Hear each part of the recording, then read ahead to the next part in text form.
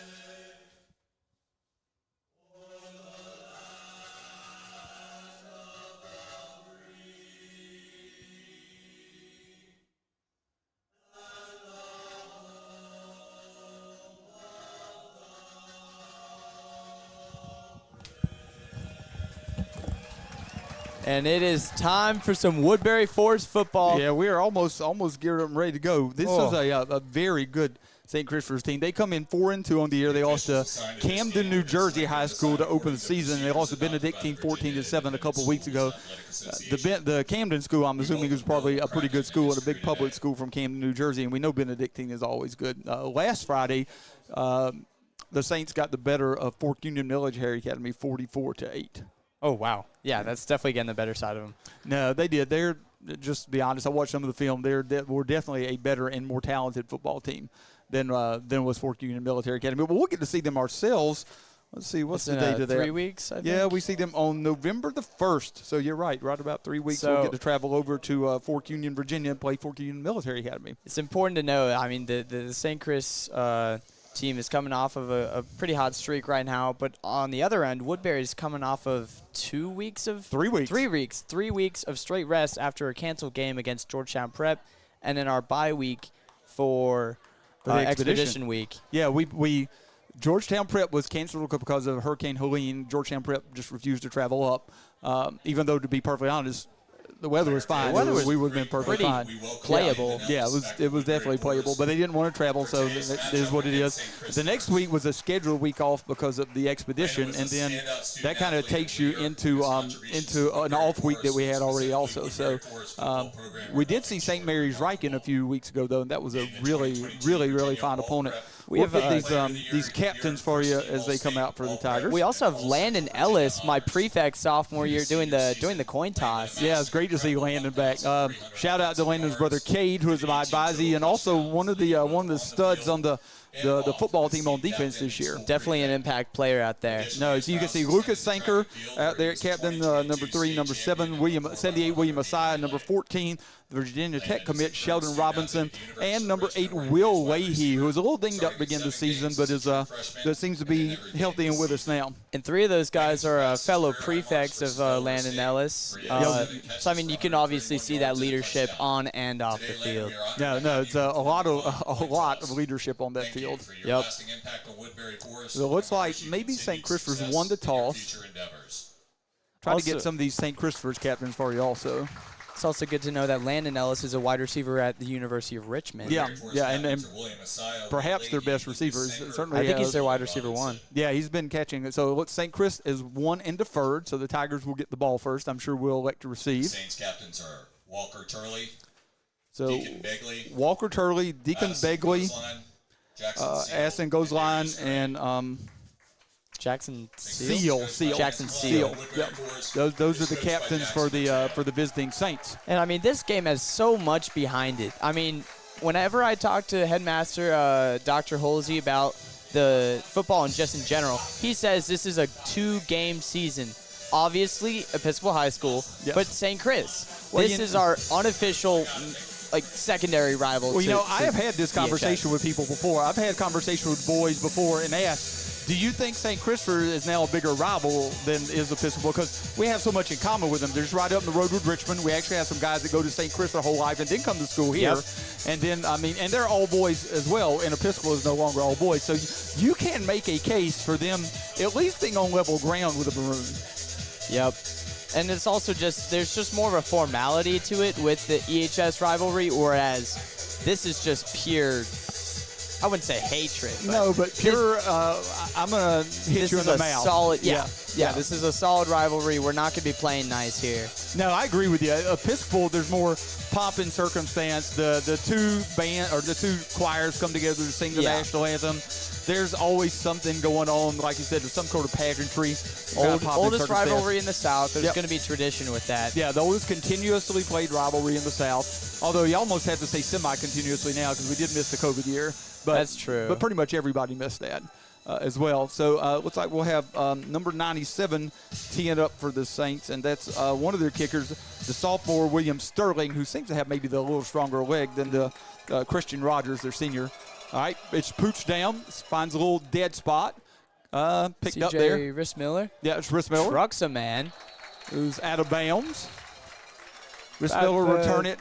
28. Yeah, about 6 or 7 yards on the return. They'll see where they spotted out. I think they have a 27-yard line where the Tigers will set up shop 1st and 10 in their own territory. We'll get some of these starters for you on the St. Christopher's defense. I know who the guys I had starting for them coming into the ball game, and I'll give you some of those guys. Pendlebury, Gray, Johnson, and Gosselin across the defensive line. Turley, Crocker, and Brandon at linebacker. Asari and Begley at corner, and Brown and Johnson are the ones that have been starting on film Man in at motion. safety. Wamhoff over to Hudgens. Hudgens finds a couple good blocks. But he's taken down at about the line of scrimmage for... Yeah, I think he's going to get a yard. Maybe a yard. Yeah, I think he'll end up with a yard. So a little quick pass out.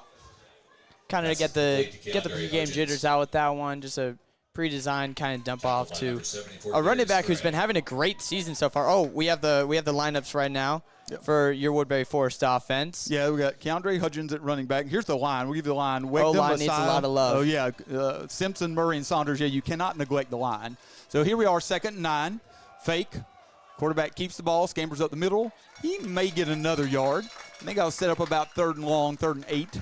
Yeah, that looks about right. So little bit of slow start here to this drive. We'll probably be seeing a design pass here on this round. But, I mean, Keandre Hudgens is a good enough running back. You can run him on pretty much any down. No, it's 3rd and 8, which would ordinarily be a passing down. It might be a passing down for us. Yeah, Hudgens is versatile enough. You can do a lot of things with him. And so we have Davis and Sanker split down to the bottom of the screen. I know that's Leahy up to the top. Zell. Yeah, and Zell's the outside receiver. Got some time. Finds Leahy wide open. Across the middle, and no, that's Zell. Zell's taking down. Excuse me. Sorry. It's 8 versus 6. Yeah, it's kind of hard to tell sometimes. But Zell drags across to the middle from that outside position. Picks up a first down. That's going to be a gain of, we'll call that 13. So he gains from the 29 to the 42. 1st and 10 for the Tigers as they convert on their first 3rd down attempt of the ball game. Looked like it was kind of a mix of a man and zone right there, and he was able to find a gap in the defense there and get wide open for a quick slant about 10 yards. Yeah, just drug across the middle of the field right there, and you got to have a little time to throw that. So we'll be under center now. Like we're going under center. Man in motion.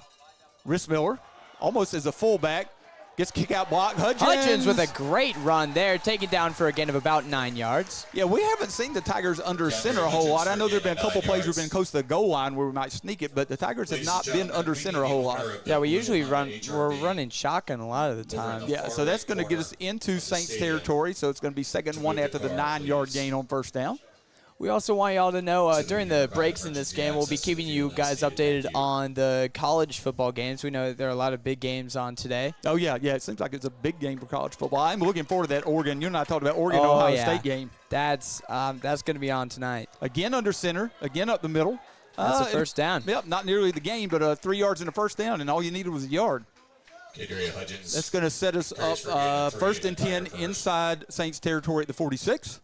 I think the Tigers would be very happy if they could run the ball at the Saints and take some time. It's kind of similar to the St. Mary's Riken game, I want to say last week. That was 3 weeks ago. Keandre Hudgens was able to find lots of gaps in that St. Mary's Riken's defense and really get to work there. Let's see if he could replicate that today. A little bit of a counter, swallowed up right there, nicely defended. That tackle is going to be by, I think, that was number 6, who's in on all. You'll find that he's in a lot of tackles. That's Elijah Brandon, a junior. There are a lot of juniors that play for this Saints team, both on offense and defense. I think it bodes well for the next year for sure. We're going to mark it as a loss of a yard, be 2nd and 11 for Hudgens, or for the Tigers after the 1-yard loss by Hudgens. So Zell and Leahy down to the bottom of the screen. Going to get Sanker split up to the top wide and Davis in the slot. So 4 wide on 2nd and 11. Drops back. Looks deep pass. Maybe. Just not quite. over. Just overthrown.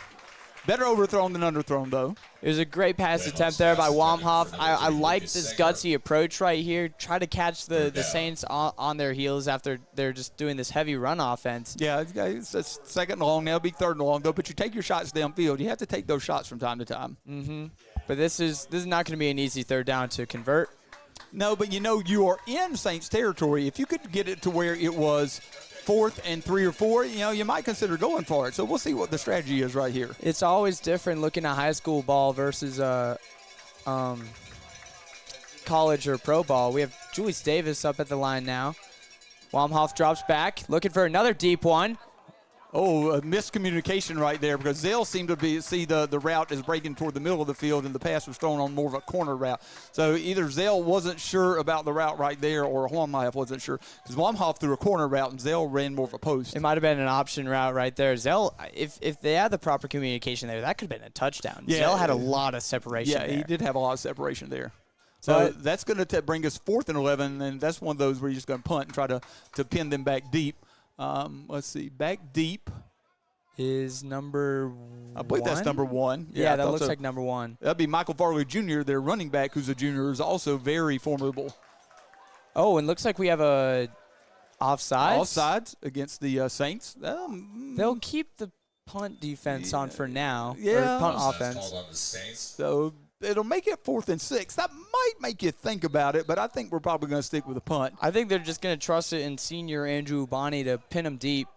Hopefully for not much of a return here. Of course, it's also prime territory for a fake. No fake there. We did fake it in the St. Mary's Riken game, if I'm not mistaken. Good bounce.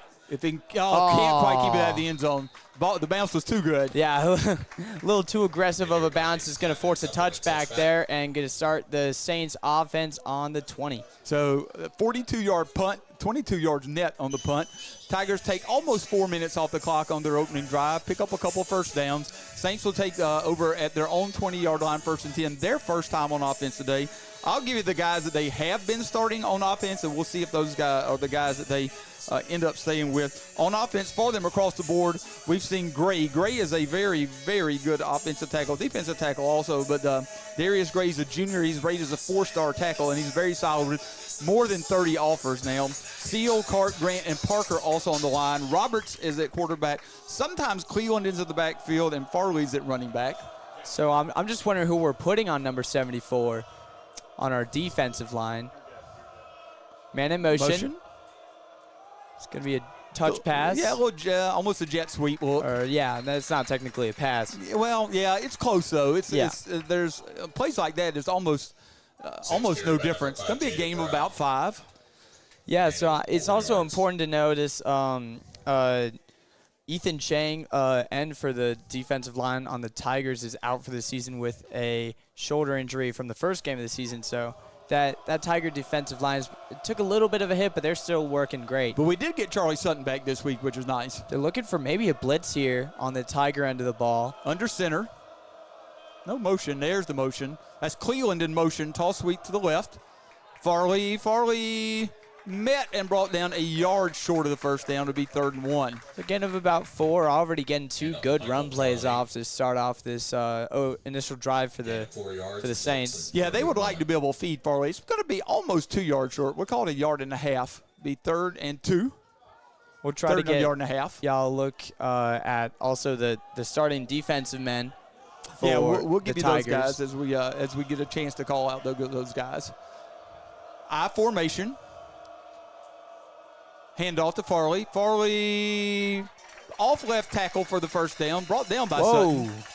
74 working downfield. 77, that's for us. Yeah, 77 is Is that Carson Murray? Yeah, and that's Josh Lord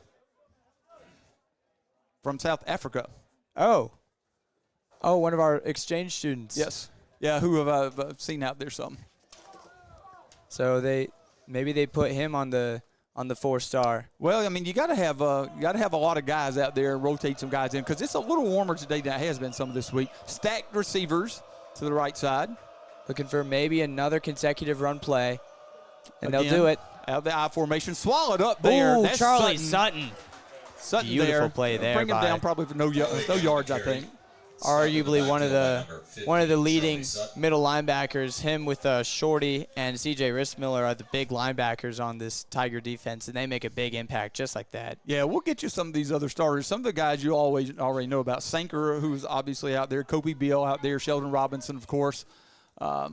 Cade Ellis. Yeah, Cade Ellis is out there. Of course, I think we might already mention Sanker. I think Styles Harper's across the way, if I'm not mistaken. 2nd and long, 2nd and 10. In the shotgun now. First rolls pass to play. his right, looks out to the right, looks out to his left. Got the separation. Yep, but that ball was knocked away. That's number 5, who you'll see him throw to a fair amount. That's Jaden Brown, who ran the ball on the jet sweep. And that was separated by Styles Harper. Yep, Styles came in with a lick. Strother also in on defense. Going to bring up 3rd and 10. I love that replay. You can see how big of a hit he just took right there. Yeah, it was a good shot. Buddy Wegnum in on the defensive line right now. Number 63, Nick Logan. So 3rd and long, 3rd and 10. The Tigers converted on their 3rd and long. Pretty loud Woodbury crowd here for today for such a big game. Might affect the offense. Drops straight back, looks to his left. Robinson is in to take him down for the sack. Robinson, and I think Wegnum might have been in on that also, and Junior Saunders across over there. That seemed like a Von Miller type move, really evading that right end right there and getting to the blind side of the quarterback. Well, on film this week, I saw a lot of them sprinting their quarterback out, just maybe basically having half the field to throw to, and they sprinted him out to the left there, but the Tigers did a good job covering that up. I noticed that's what St. Mary's Riken did a lot. They always, every single pass play would have their quarterback be running. Well, and their Woodbury quarterback did that well. Yeah, their quarterback was such a running threat. So this is going to be Rogers back to punt. Gets the punt away. End over Endish. It'll roll out of bounds at about the 39. So that'd be a 33-yard kick. Solid field position for the Woodbury Tigers to start their second offensive drive. Yeah, we'll gain about 11 yards on the change of possession from where we started our last drive. So first and 10 for Tigers at the 39. 4 minutes and 45 seconds left to go in the first quarter. Try to get some updates on some of the Saturday college games. Clemson's up on Wake Forest 28-14. I think that's the third quarter just started. South Carolina is now up on Alabama 19-14. Interesting game right there. Interesting game. Missouri is beating Massachusetts 31-3. Yeah, I'll get to the rest of those in a bit. Yeah, UMass will be one of the, we'll just say, not as good teams in D1. Keandre Hudgens there with a carry. It's a good job to fight right there. He was taking up maybe a yard before the line of scrimmage, but he's able to push himself to get some positive yards there. Well, what has been the method of operation so far for the Tigers is it'll take a little while for Hudgens to go and get going, but he has taken over games in the second half. Yeah, he kind of needs a little bit of a jump start, but once he's going, he's going. Well, that's also a well-coached team that sees what works and to see what adjustments you need to make at the half. We're going to split to the right. This is student body right. This is just a quarterback sweep to the right. Beautiful play there by Mark Wamhoff, finding the right gaps in the defense with the right blocks from the offensive line. First down, Tigers. Yeah, I think that was Lance Cleveland on the tackle, who, if you recognize that name, that's the coach's son. So that will be a first down on the quarterback. It's basically a quarterback sweep. It'll be a gain of 11 yards. Again, just barely inside Saints territory. First and 10 at the 49. A little under 4 minutes. You have 4 wide lined up? Sorry. Yeah, no, you're good. Four wide receivers. Drop straight back, does Wamhoff. Looks again deep. Take a shot downfield. May have him. Oh, not quite. I do like the fact, though, that they are taking some shots, and they see a matchup that they like, and they're taking a couple of shots right there. You have to feel like at some point that's going to be a home run that you had. And that is the third deep shot to the right end of the field. I think they're trying to establish something here. Well, that's Deacon Begley, who's over on kind of an island with Sanker, and I think they think at some point Sanker's going to win that. And he almost did right there if the ball is just maybe a foot to the right. Well, he is overthrowing those instead of underthrowing, which is always good. Yeah, that's okay. You're okay with that right now. If you underthrow it, that can often be picked. So H-back and 2 receivers down the bottom of the screen. Single receiver at the top, I think, is Zale. Press at the bottom. Screen. Good catch there by Hudgens. He's still going. Directing traffic. That's a great. First of all, it's a great catch. Yeah, we got to get the replay on that. Yeah. Second of all, it's a great job just directing traffic. We'll see if we get a rate. That is a heck of a snag right there. Coach Borgensen, you might want to sign him up for center field because that is one help of a snag. Look at this. Oh wow! Snatches it out of the air. Look at him directing traffic. Yeah. I mean, I don't know if he could directly see it from if he's running in front of him. No, but you're right. But I really like that, though. They're worse people to get behind than Junior Saunders. That's for sure. Yes. I remember him doing that maybe in the game against Trinity. He was kind of pushing him with his backhand. You can see a lot of teamwork and chemistry. On to him. No, you're right. So after the gain wide. of 19, we're looking. That's again, though, we see Zale, who's open in the middle of the field. You know what? We saw that the last series also. You made a mention of it. He broke wide open in the middle of the field. He broke wide open there, too. He just was kind of held up. I think some of the other offensive wide receivers were looking for maybe a PI or a holding. Yeah, I guess they're going to call that incidental contact, which is fine. It is what it is. The officials we see are generally doing a pretty good job. Yeah, but once again, that's another missed opportunity at a Zell touchdown. Well, they're taking some shots, though. I think they just feel like at some point we're going to run into a home run. Yeah, might as well keep trying it. So second and 10, motion Sanker's across. Getting pressed down at the bottom of your screen. A draw. Well defended by the Saints, though. They did a good job staying at home. Be no gain. Bring up third and 10. Again, interesting territory here because you're at the 30. Probably not in field goal range yet. But if you were to pick up 4 or 5 yards, even if you only pick up 4 or 5, it gives you a great shot to go for it. Although 4 or 5 might get you close to field goal territory. Yeah, Ubani's been proving himself to have a great boot so far. Well, let's see. The only miss he had was from about 40 yards. Yeah. A little over 40 yards, if I remember right. And he holds himself to a super high standard because he was very mad at himself after missing that, even though he's been having a great season. No, terrific season. All right, motion out, fake, screen back, tunnel screen. Got to get into that tunnel, and he'll be 4 yards short. There's going to be a little tunnel screen over to Zell. Yeah, those wide receiver screens I think are really hit or miss, and that was a bit of a hit there, I'd say. 4th and manageable here, and they're going to keep the offense on the field. Yeah, Rhys Miller trots back on the field, as does another offensive lineman, Joshua Lord.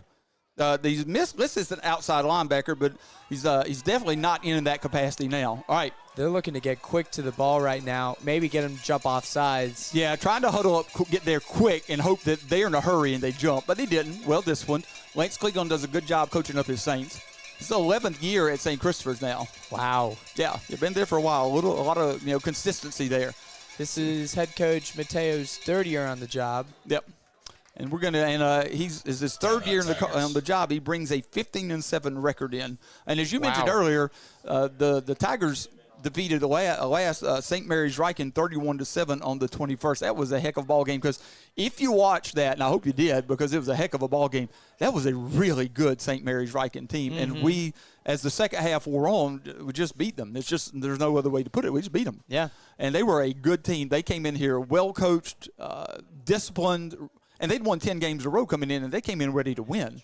And expecting to win, even though they were trotting all the way over to Virginia. We were talking about how they get off the bus with their demeanor, and they were very confident but very well-mannered as well. No, you can tell a lot from a team by how they get off the bus. You're exactly right. They got off the bus, and you could tell they got off the bus, all business, ready to win a ball game. I don't know if you saw how St. Chris got off the bus. I didn't know. Oh, we have Andrew Ubani on the kick. Ubani's coming in. Womhoff with a hold. Going to be about 41 yards. 41-yard kick. So solid attempt right here, but they're putting they're putting their trust in the hands of Andrew Ubani here. All 11 Saints close to the line of scrimmage, within 3 yards. Snaps down, kicks up, and the kick will be good. Split. No, good. No, sorry. He just hooked it. Yeah, I thought maybe he'd gotten inside there too, but just a little wide. He had the power for it, and that's kind of what I was assuming. Yeah. Because we don't have the best angle from out here. No, it is a little difficult to tell sometimes. So that's hook to the left, which in high school, the high school rule is interesting. That's just a touchback. It doesn't come back to the line of scrimmage or anything. As a matter of fact, a missed field goal in high school is treated like a punt. You can tee up for a 70-yard field goal that your kicker has no chance to make, and you got to return it like a punt. It's a really interesting dynamic that adds to the ball game. And, I mean, either way, it's the same man, Andrew Ubani. Yeah. So the only misses he has this year have been from about 40-plus yards. So the Saints will take possession of the ball again at their own 19-yard line, or on 20-yard line. I don't know that I gave you the receivers for this Saints team. I'll make sure I try to work those in. And number 3, Jarian Johnson. Handoff to, that's 33 right there, who's will also receive the running ball a fair. That's Addison Gosline, who's a linebacker and running back. Because as we've said many, many times, you got to get your guys in places they can help you if they're good athletes. Looks like they have a false start. I didn't see the official. It might have been illegal formation. Procedure called against the Saints. Formation, they probably would have let go until actually the play had gone. So yeah, I think we're going to get a procedure call here. What is a procedure call? Just means you jumped, you flinched, basically. Okay. Just means that you flinched. Now, in high school level, too, you could have lined up off sides, because if you line up, which on offense you don't see that a whole lot. Yeah, but if you did that, if you did line up across the line of scrimmage, it would immediately kill the play. Same thing on defense in the high school level. So 1st and 15 after the loss of 5. Minute 35 left to go in the first quarter. Split backs in the backfield. Handoff again. Nope. The quarterback keeps the ball. He's not going to get much there, maybe 2 or 3 yards. Yeah, that's Roberts. You'll give up a couple-yard gain, which is about what you got on first and 15. You'll give up a couple yards. 2nd and 13. Clock runs as we're heading towards the end of the first. Still scoreless here in Woodbury for West Virginia. Yeah, been a pretty quickly moving first quarter thus far. Lots of running on the St. Chris side of the ball. I think they've only had one pass play where it was knocked out by Styles Harper. Well, they did roll out to try to pass the ball, and Robinson with the sack. But, yeah, they'd like to run the ball. They've got some accomplished running backs. 2nd and 13, ball's at the 17. Man in motion. Across. That's Gosline. Quick pass out. Tigers sniffed that out pretty well. Gain of maybe 3 or 4. We'll bring up 3rd and about 10. Yeah, Tigers looked like they'd seen that, or at least they were expecting that. So Farrell will come off the field. 87, who's a tight end although he's like a lot of tight ends now. He splits out some too. Roberts coming in for the Saints. Yeah, as you said, it'll be 3rd and 10. Going in the last minute of the quarter. A pretty well-fought game on both sides of the ball so far. Yeah, it's 2 good teams and 2 well-coached teams. I think you can expect to see a tight, hard-fought ball game just like we saw last year up in Richmond. 3 receivers at the top of the screen. Sanker directing traffic a little bit. Drops back. Looks deep pass. There's Cade. Oh, I think that might have been caught. I think it was. He caught that? Yeah, Ellis thought he had it, and it fell right into number 5's hands as he was laying on the ground, if I'm not mistaken. He was setting up for the interception right there. Yeah, and it just came right into his hands. Here we come back with a look at that. That's Jaden Brown. But, yeah, that's completed. It just kind of fell into his hands. Wow. You got to hand it to him there. That was a great play. No, you keep your eyes up and you just keep focused. So that'll be 1st and 10 after the 27-yard gain. Ball spotted at the 47-yard line. I think Ellis will probably tell you probably should have intercepted that. Yeah, it was in his hands. They just had a little bit of a collision there. Quick out. Hits the sideline. A nice job. Be a little quick pass. That's the number 12, Finn Walter, also a junior. As I said, you'll hear us call a lot of juniors' names. This roster has 11 sophomores, 27 juniors. That's a really big class, and 13 seniors on it for the Saints. Wow. So that's a roster of 51, but predominantly juniors, more than half the roster juniors. So they're going to be scary next year, but then they'll have some problems the year following. Well, they're good this year, and they'll be another year seasoned next year. So that's a gain of 8 on 1st and 10. Bring up 2nd and 2 at the 45-yard line of the Tigers. First time into Tiger territory for the Saints. This will probably be the last game, or last play of the quarter. Oh, somebody turned the wrong way. Don't know who it was. And he's taken down. Loss of at least 7 there. Yeah, that'll go as a sack. I'd be interested to know who went the wrong way, because my guess, to be honest, looking at the line flow, was that the quarterback turned the wrong way right there. Chase Roberts, another junior, but I would be interested to know. That will be the end of the first quarter, you said. That'll be a loss of 6 yards. We'll bring up actually a loss of 7 yards, and that'll bring up 3rd and 9 when we start the second quarter, and the Saints will be back in Saints territory. So second big play already there by linebacker Charlie Sutton. Yep. Got to hand that to him. He's been doing great so far this game, but the Woodbury defense is going to need to make sure that they're not making mistakes like those. I mean, of course, those are going to happen on the field, but still on the St. Chris side of the field, so they can still work. With the updates on the games, Clemson's now up 35-14 on Wake. South Carolina's still up 19-14 on Alabama. Missouri is killing Mass, 38-3. Yeah, it is what it is. They're just not very good. Iowa's offense is scoring points. They're up 20-10 against Washington. Oh, yeah. Well, if I was scoring, they're going to have a chance because they're going to play defense. Yeah. Wisconsin's up on Rutgers 28-0. That's a surprise because Rutgers is being played well. Schiano in his second stint at Rutgers has really been pretty good. Georgia Tech is up on North Carolina 27-14. Well, they came in as a favorite. They were like a 3 or 4 point favorite coming into that game in Chapel Hill. And we're going to the MACtion where we have Ball State up on Kent State 27-14. Toledo is trailing to Buffalo 21-0. Oh, wow. Army is killing UAB 41-3. UAB gave up a boatload of points 2 weeks ago also. All right, so it'll be 3rd and 9. Back in the shotgun, split backs. Both of the backs step up, Good looking blocks. down the field, and that's a nice throw and catch. A little underneath route right there. That'll be completed to number 3, who is Jaron Johnson, the sophomore. That was a really good idea to kind of possession catch that. I mean, you don't need to get any more after that. You don't need to risk taking that big hit once you land. Just catch the ball and get on the ground. Yeah, that was a little underneath route. He's almost a little too close to the receiver's already downfield. But, yeah, picks up the first down. That's going to be a gain of about 14. 1st and 10 from the 38-yard line for the Saints. And that'll be their 3rd first down of the ball game. The Tigers had had the best of that, 4 first downs to 2 in the first quarter. And a little bit of a mix-up there. Yeah, a little bit of confusion right there. A gain of about 3 after a Woodbury, I think it was junior, lost his helmet, so he's going to have to come off. Yeah, if you lose your helmet, you have to come off that's just the rule. That's the rule pretty much any level of football now. Yeah, even the pros do that. Yeah, so is it going to be a gain of 2? Stick up 2nd 8 at the 36-yard line after the third down conversion by the Saints. So, I mean, after that huge pass play, the Saints have been looking to keep that momentum rolling as we're in the early parts of the second quarter. Yeah, they start to get into the territory where you can go for it on 4th down if you want to. Mm-hmm. So, again, the split backs in the backfield.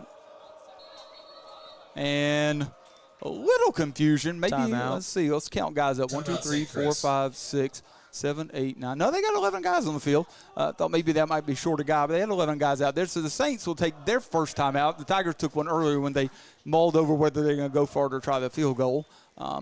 And we're just at 11 minutes left to go here in the first half. I'm going to give you a couple of things that happened in the world of Woodbury recently. Actually, you know what? I'm going to give you a little prep league update.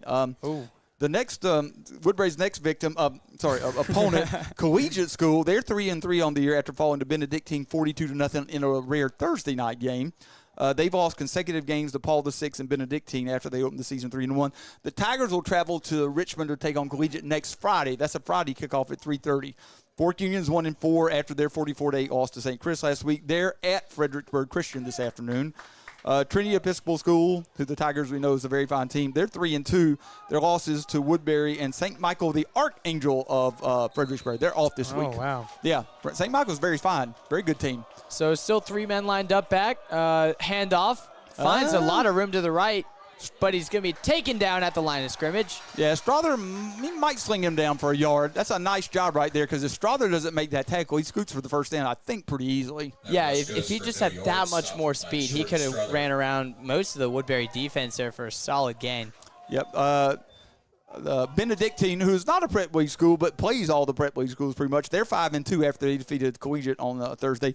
They host Life Christian Academy next Saturday before they travel to the Forest in 2 weeks. 2 weeks from today, we will host Benedictine. Looking back on some earlier opponents, Flint Hill fell to 0-5. They host Catholic High School. Yeah, they did not look like that bad of a team when we saw them. Well, yeah, they didn't look great in the second half, I agree. All right, 3rd and 7. Quarterback sprints out. Finds the receiver underneath. I think that's a sliding catch for a first down. They're going to call it that. Yep. That's going to be, he slides and he catches it. It's a good sliding catch. Nice, well-drawn-up play right there. They needed 7, and they got exactly 7. That's Jaden Brown again with the catch. For a first down to number 5. Jaden Brown. So 1st and 10 from the 28. The Saints moving the sticks now. And, I mean, a lot of these options that you make in the red zone are going to depend on how much trust you have in your kicker. Yeah, you're right. It does depend on that. Pendlebury in for the that's Eric Pendlebury, a junior, in for the Saints on offense. He's in at fullback. Handoff. Farrell met. Maybe a gain of 1 or 2. We have a Tiger down on the field. Somebody dinged up. That'll be a gain of 2. Yeah, you call that right. Gain of 2. Yeah, the schedule was really interesting for Flint Hill. According to the schedule, they're 0-5, but they also have a game that was unreported. So I'm not sure what happened exactly with that. If they won that game, they're not winning us on the year. St. Mary's Riken, they're 4-2. I wish I'd had time to look this up more. St. Mary's Riken, after they lost to Woodbury 31-7, they are credited with a 2-0 loss at Riverdale Baptist, which would. I can't remember the last time I saw a 2-0 ball game.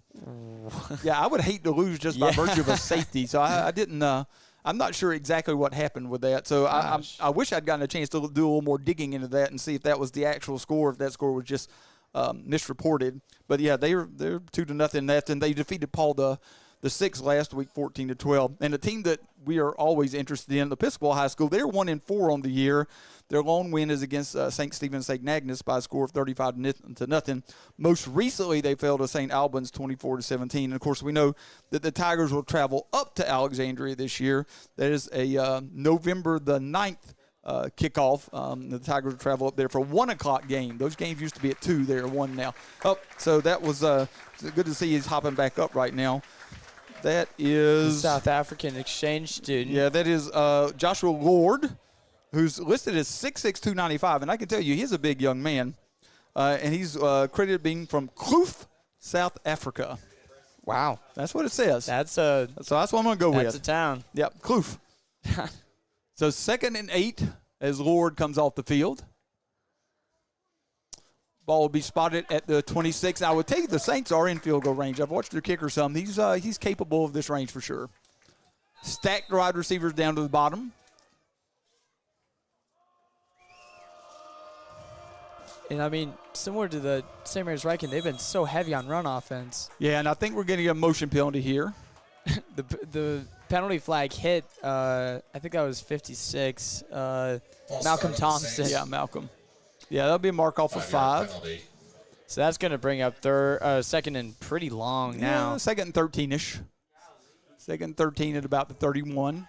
Second 5-yard penalty we've seen on the Saints. Those are penalties you just, as a coach, you just test. If you get a holding penalty or sometime or occasionally interference or something, you can kind of live with that. But the 5-yard penalties kill you. So under center. Single back. Another run. And taken down at the line of scrimmage. Yeah, that's a nice job right there setting that edge. And he just tried to get that stiff arm on, but he was able to stay with it and bring in reinforcements for the tackle. No, that's exactly what you do in that situation right there. So that's Kobe Beal. Yeah, you can see it right here. Who stops him for, yeah, that's a nice job by Beal. And just to take him to the sideline, wait for, like you said, wait for reinforcements. We'll call that no gain. The 3rd and 13, the Saints facing 3rd and longish again. I think now you can probably count on a passing down, but, I mean, they've ran it pretty much every play, with a few exceptions on both drives so far. Snap is back, rolls to the left, again trying to cut down that. Oh, nice defense right there. Beautiful break up there by number 3, Lucas Sanker. That's Sanker, yeah. Again, springing the quarterback out to take away half the field. Gives him a shorter throw and gives him less of a read, too. He really had one receiver to read there. Now, you figure at some point they've got something where he sets his feet and throws to the backside. But that's a nice job. That's well defended there. So do you give your kicker, it's the 48-yard field goal attempt from here. That's a long kick attempt in high school. They're keeping the offense on, and I don't blame them at all. No, this is a long field goal attempt. But the kicker's pretty capable, but high school 48-yard field goals are rare. So that may be, it's going to be a timeout on us. Timeout Tigers. So that will bring Woodbury down to 1 timeout for the half. Yeah, so and that can be a timeout well spent, because if you see something you don't think you're going to defend well, you want to make sure that you don't want to give up 4th and 13. The big momentum shift, and also you give up the ball also. Let's see, bringing you up to speed on some things that happened in the world of Woodbury this last week. Varsity soccer yesterday defeated Highland School 3-1 after earlier in the week falling to nationally ranked Collegiate School on Tuesday. That's I will tell you the Collegiate School soccer team was a really good team. I watched a lot of that game on Tuesday. They were great. I called that game, yeah, and they put up 4 goals in the first 20 minutes. But like that, they just the got first to one was in the 30th second. Yeah, I think. But it's just one of those things where they just they were good. They're solid. Sometimes you just tip your cap and say somebody's better than you, and they just were that day. They also are hosting Fort Union Military Academy right now. We don't have a score from that. Hopefully we'll get one of those. JV Soccer also failed to Collegiate School on Tuesday after making the long trip to Norfolk last Friday and coming away with a 7-1 victory. They host Christ Church at 4:30 on Tuesday. Bengal Soccer was defeated by Eastern Mennonite yesterday after they traveled to Collegiate and won 1-0 on Tuesday. All right, so a couple of receivers up the top of the screen, H-back and tight end down the bottom. They stay in. Looking deep Down the field. That ball is thrown out of bounds. And there was also some push off there on the wide receiver. If he caught that, I would have been mad. Yeah, that's a pretty good job by Styles Harper, though. Styles Harper did not give him much room to throw him open there. And you got the Stonewall defense chant from the Woodbury Forest Tigers. Well, if you're a defensive back, sometimes the sideline is another defender, and you have to make use of that. He got to force the receiver to the sideline there. So that's a turnover on downs after the Saints had a little drive going right there. Tigers will take possession of the ball again. They'll be 1st and 10 at their 31-yard line. And this is pretty big. I mean, South Carolina just had the ball. Alabama now has the ball back. Still 19-14. And that was a 14-0 Alabama lead at one point. Yeah. I was looking like the Vanderbilt thing was just a fluke, but now it's looking concerning for the Crimson Tide. Hand off to Hudgens. And he'll scoot for maybe a couple 4 yards. Yeah, 2 or 3 yards. I think I would probably call it 3, but we'll see where they spot it. And again, this has been the MO for the Tigers for the most part. Is Hudgens will get 2, he'll get 3, he might, and then 2 or 3 will grow to 5 or 6, and then in the second half he starts making a little hay. We'll see if that holds true today. Yeah, we're definitely hoping for that right now in a current stalemate of 0-0. Yeah, scoreless game, but both teams good on offense, on defense. Well, a little bunch formation as we've seen before, down to the bottom. Womhoff takes it, toss. handoff. Hudgens looking to get to the outside. And pushed out. Yeah, forced out of bounds. 4. Yeah, 3. We'll call that 5 yards. That's going to bring up about 3rd and 2. Yards. 3rd and 2. Nice. That's basically just a toss sweep. Makes it 3rd and very manageable here. Yep. Coming up towards St. Chris territory. Yep. Nudging up that way. Be 3rd and 2 from the 39 line. The gain is just a little across the 41-yard line. They are right next to the parent section at St. Chris, who has the very, in my opinion, loud cowbells. They're lined up with a man in motion. Oh, they jump. Oh, might have got him to jump. Or we could have moved also. It would be interesting to see. I saw the ref point towards the Tigers. Yeah, I'll be interested to see. It's on the Saints. Yeah. And, I mean, they're obviously still well coached, but in moments like those where your mind is just so focused on this play up ahead, you could jump. Well, that's one of those things, too. If you think they're running a jet sweep, then you're trying to jump that and jump in there, and then but we didn't snap it to the end, and we didn't hand it off. So that's a pickup of a first down by penalty. Be 1st and 10 from the 44-yard line. Sanker again to the bottom of the screen. That's Julius Davis with him. Womhoff drops back, finds moves a up gap. the middle. Takes a bit of a hit. And that's a good decision by Womhoff because that pocket was collapsing pretty quickly. He was not going to have the time to stand in the pocket and deliver that ball downfield like he wanted to. So instead, you'll take a 4-yard gain instead of a 6-yard loss. That makes sense all day. Instead of his starting season last year where he was kind of just purely a pocket presence, he's been proving himself a lot more as a dual threat quarterback. Well, that's one of those plays last year, early in the season especially. He would have stood in there taking the sack, or he would have thrown the ball. Yeah, thrown the ball up. You're exactly right. And now it's 2nd and 6. You can He's live with developed so much here at Woodbury. So, and off ball goes on the ground. Womhoff picks it up. He just needs to go down. That's a read option right there, and he tried to pull it from Hudgens, but Hudgens wanted the ball, and that's read option is a great play because it puts the defense in a bind, but you can see things like that happen from time to time. Yeah, so that blunder right there might cost them the drive here unless they can come up with 1 or 2 big plays. Yeah, that's going to take you from 2nd and 6 to 3rd and 16. Yeah, 15 or 16. Maybe actually no, it's just 10. No, that's probably 5 yards by. It's 3rd and about Lord. 15. No, I meant 15, not 10. So a loss of about 9 yards on that play. 3 men lined up, one of them being the tight end, Julius. He comes right back up. Drops back. Has some time. Looking to run. Gets his eyes downfield. And not a smart play. Just as we said, those are the kind of things he was avoiding this year. You can't throw the ball back across to the middle of the field across your body. You're never going to have success with that. And the receiver was blanketed well also. So that's going to be a turnover. First true turnover of the ball game. Yep. And that'll set the Saints up in Tiger territory at about the 46-yard line. Just not the play you want to see as a coach. I mean, it was a good play by the Saints to bring in that pressure, and it just forced them to make the wrong read. No, it's a great job keeping your eyes downfield, but when you're scrambling to your right and you throw back to your left and toward the middle of the field, you're not generally going to have a lot of success. Not a lot of good things generally happen from that. So 1st and 10 inside Tiger territory, the best field position today for the Saints. 6 minutes and 24 seconds left to go in the first quarter. Again, 3 receivers to the top of the screen. Single back in the backfield is handed off. And that'll be Strother again. And gain of three or 4. I'm thinking pretty much every single time he gets the ball, he tries to stiff arm. Yeah, he's a physical back. Sometimes works, but a lot of the time they're able to grab that arm and bring him to the ground. So yeah, they're latching onto that arm. You're right. I'm wondering why he keeps doing that. Maybe it's just a force of habit. Well, and that just may be his style of running. He tries to run physically and stiff arm. Again, we'll have 3 receivers to the top of the screen. Single receiver down the bottom is the tight end / wide receiver. Another run, but it's a little bit of a read option there. Yeah, nice job right there. It's the best they've run that. Scoop for the first down.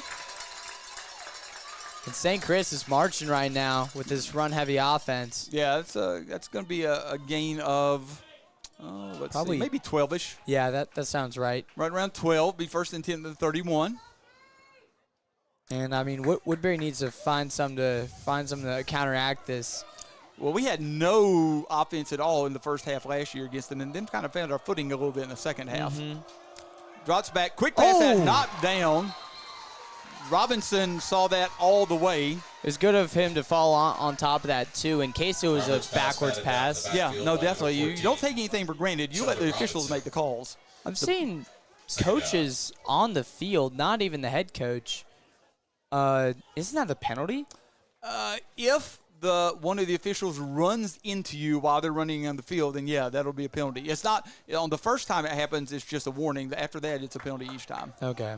So – 3 receivers, top of the screen. Back is to the left. Drops back. Looks quickly over the middle, and that was just not a good throw. Well, it's either that or the receiver didn't sit down the right place, because one of those things that always looks bad on the quarterback, but you don't know. Maybe he ran his route 2 yards short, because that can happen also. That's also true. Yeah, when you look, when only one that really knows for sure is they'll watch that and see. You look down the film, and it may very well be that the coach says, you run your route 2 yards farther, and that's a completion. And so already they find themselves at 3rd and 10. But again, you're in that territory where now if you get 4 or 5 yards, you can easily go for it. You might go for it anyway. They went for it on 4th and 13. 3rd and 10 from the 31. Pressing the receiver out right. Drops back. Looks underneath the 12, who will be bottled up pretty quickly. Gain of 2. Bring up 4th and 8. Tigers read that pretty well. Yeah, beautiful play right there by the defense. Is going to put them at 4th and 8, about the 30-yard line. So that's number 12. Finn Walter, again a junior. A couple of receptions we've seen from him. Bring up 3rd and 8. I'm guessing they will probably go for it here. 4th and 8. 4th and 8. Yeah, I'm guessing they'll probably go for it here. Yeah, they're keeping the quarterback on the field. And the quarterback's over talking to the coach, so this could very well be an opportunity also to call timeout and kind of talk things over a little bit. That would bring both teams down to 1 timeout with more than 4 minutes left in the half, which would be rather interesting. Yeah, but you never know. You may not have the ball at the end of the half and not need to. Yeah. And they will call a timeout. So timeout, Saints. Give them an opportunity to kind of regroup here. Shout out to my good friend Ray Yakubi. Ray's listening in from New York. Ray says, I miss you, brother. Ray says he misses me. I don't know that very many people would actually miss me, but Ray, I miss you, man. It's the wonderful and terrible thing about being here is you make such great friends and then they go away and leave you. So but I do miss you, Ray. I love you, brother. It's so good to hear from you. I'm glad you're listening in today. South Carolina now has the ball, now trailing 19-20 on Alabama. So Alabama scored. I'm sure they probably went for 2 to try to stretch it to a 3-point game. That would make sense. Yeah. So where are they on the field? Yeah, South Carolina has a safety in there some way. So safeties always end up messing up your score some, because I'm sure they went for 2 at some point to try to stretch it to 21-14. They didn't make that, and then Alabama went for 2 to try to stretch it out. So yeah, that's turned into an interesting ball game. 1st and 10 with 8:48 left in the 4th quarter. Yeah, and now they're on the Alabama side of the field. Interesting. That's if I don't think they will, but if South Carolina holds on to win that ball game, there will be some Alabama fans that lose their mind. Yeah, that's the end of their season. They wouldn't make the playoffs. Well, to their fans, it would be the end of the season. Yeah. All right, so 4th and 8. Bunch formation up the top. One of those bunches is a little H-back, not little. Drops back. Looks, drags pass. across and incomplete. That's the tight end / wide receiver that we've seen right there. That's Roberts. I don't want to say this as a Woodbury fan who is kind of trained to hate St. Chris, but when I was watching their warm-ups, I saw a lot of their receivers and tight ends dropping balls. And I think that's another opportunity right there that just didn't work. I still think he's going to be tackled short of the first down, though, to be perfectly honest. Yeah. I think he's going to be tackled. But you give yourself a chance, and maybe you get an illegal hit, a personal foul, or something that gets you the first down. You're right. So that's the second drive in a row. There's been a turnover on downs for the Saints. Tigers will have the ball just short of the 29, 1st and 10. 4 minutes and 15 seconds left to go here in the first quarter, and first half, and we are scoreless. And, I mean, both those turnovers on down were pretty deep in Woodbury territory as well. Rissmiller motions across. Hudgens Breaks a couple tackles. The ball went on the ground. ball. Pretty sure the ball went on the ground. And the Tigers have it, I would assume. Well, yeah, because the Saints are not celebrating. Yeah. You Not can sure always who came tell. out with that. Yeah, I think you would have seen some celebration on the field. So that's going to be a gain of 6-ish. Set up second and 4. If Hudgens will find out anything, is that you have to hold on to the ball. This is a well-coached, good St. Christopher's defense. They're very good, and they're very well coached. So lined up at second and about 4 with 2 wide receivers out to the right. Again, Rissmiller in. Play action. Looks for Rissmiller. Rissmiller turns ball up. Oh, he had a step. Wow. An extra half step, he might have housed it. And he broke number 5's ankles there to get a huge play, huge first down. 17-yard pickup on the play. That would be 1st and 10 inside Saints territory. Tigers hadn't been in Saints territory very much this quarter. And it's been interesting seeing Rissmiller on the offensive side of the ball. He's been mainly playing linebacker. Well, again, you got to get your aces in their places. Yep. You got to get your athletes where they can make plays, and we've seen enough of him on defense to know he's an athlete. And is he a freshman or a sophomore? He's a sophomore. Okay, but I know he's a new boy. Yeah, he is a new boy sophomore, new boy fourth former. Under center again. Play Counter, action. Drops back. Finds Leahy. Shoved out of bounds at about the 37-yard line. Maybe a first down. Yeah, the official across the way is signaling for the change to move. And 2 first down plays in a row now for the Tigers. They are marching. Well, and the thing I like, we haven't been great on offense this game yet, but the thing I like is we're mixing up running pass pretty well. Whereas the Saints have been pretty much entirely run. Yeah, and that may bode well for us as the game. Of course, you put the ball in the air, as the old coaching adage is, there are 3 things that can happen, and 2 of them are bad. And we've already done one of them with the interception. But Davis motions across, Rissmiller motions across, toss sweep to the left, finds the edge. Got some good blocks. And scoots under a tackle, keeps his feet moving. And another first down, but there are some flags on the play. There are some flags. We'll be interested to see what those flags are. That might be a 2. hold. Could be. There are a couple of flags there, but one is way down the field, and one is right at the down marker almost.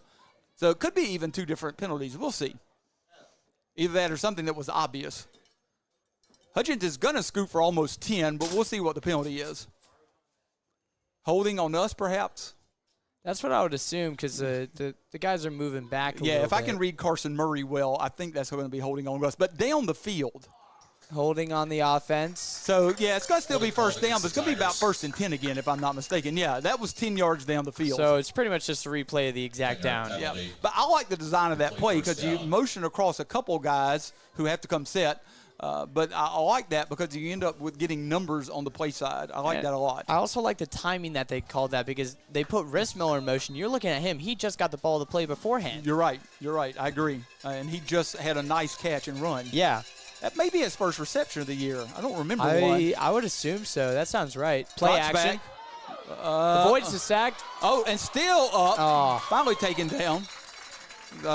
Did the best he could to keep things going. Did not turn the ball over, which was good. He almost broke 3 tackles there to evade the sack. That's Lance Cleland, the coach's son, who plays some fullback and some linebacker in there on defense, obviously. That's going to be a loss of 5. Sets the Tigers back. Rissmiller's off the field now for Sanker. Yeah, so that makes Sanker's sense. back in. Yes, you're getting into a little longer down the distance, 2nd and 15. Sanker and Leahy down to the bottom of the screen. Now we're within 2 minutes of the half. Maybe the Woodbury Tigers can keep it. Good pass rush. Oh, looks downfield. Caught! No, I was going to say he's out of bounds. It is a good catch. He did catch it. Yeah, and the official is right on top of the play and signals immediately that he was out of bounds, so we'll just have to go with that. Terrible with my big play calls. So here we go. Here's a look at it. We'll see.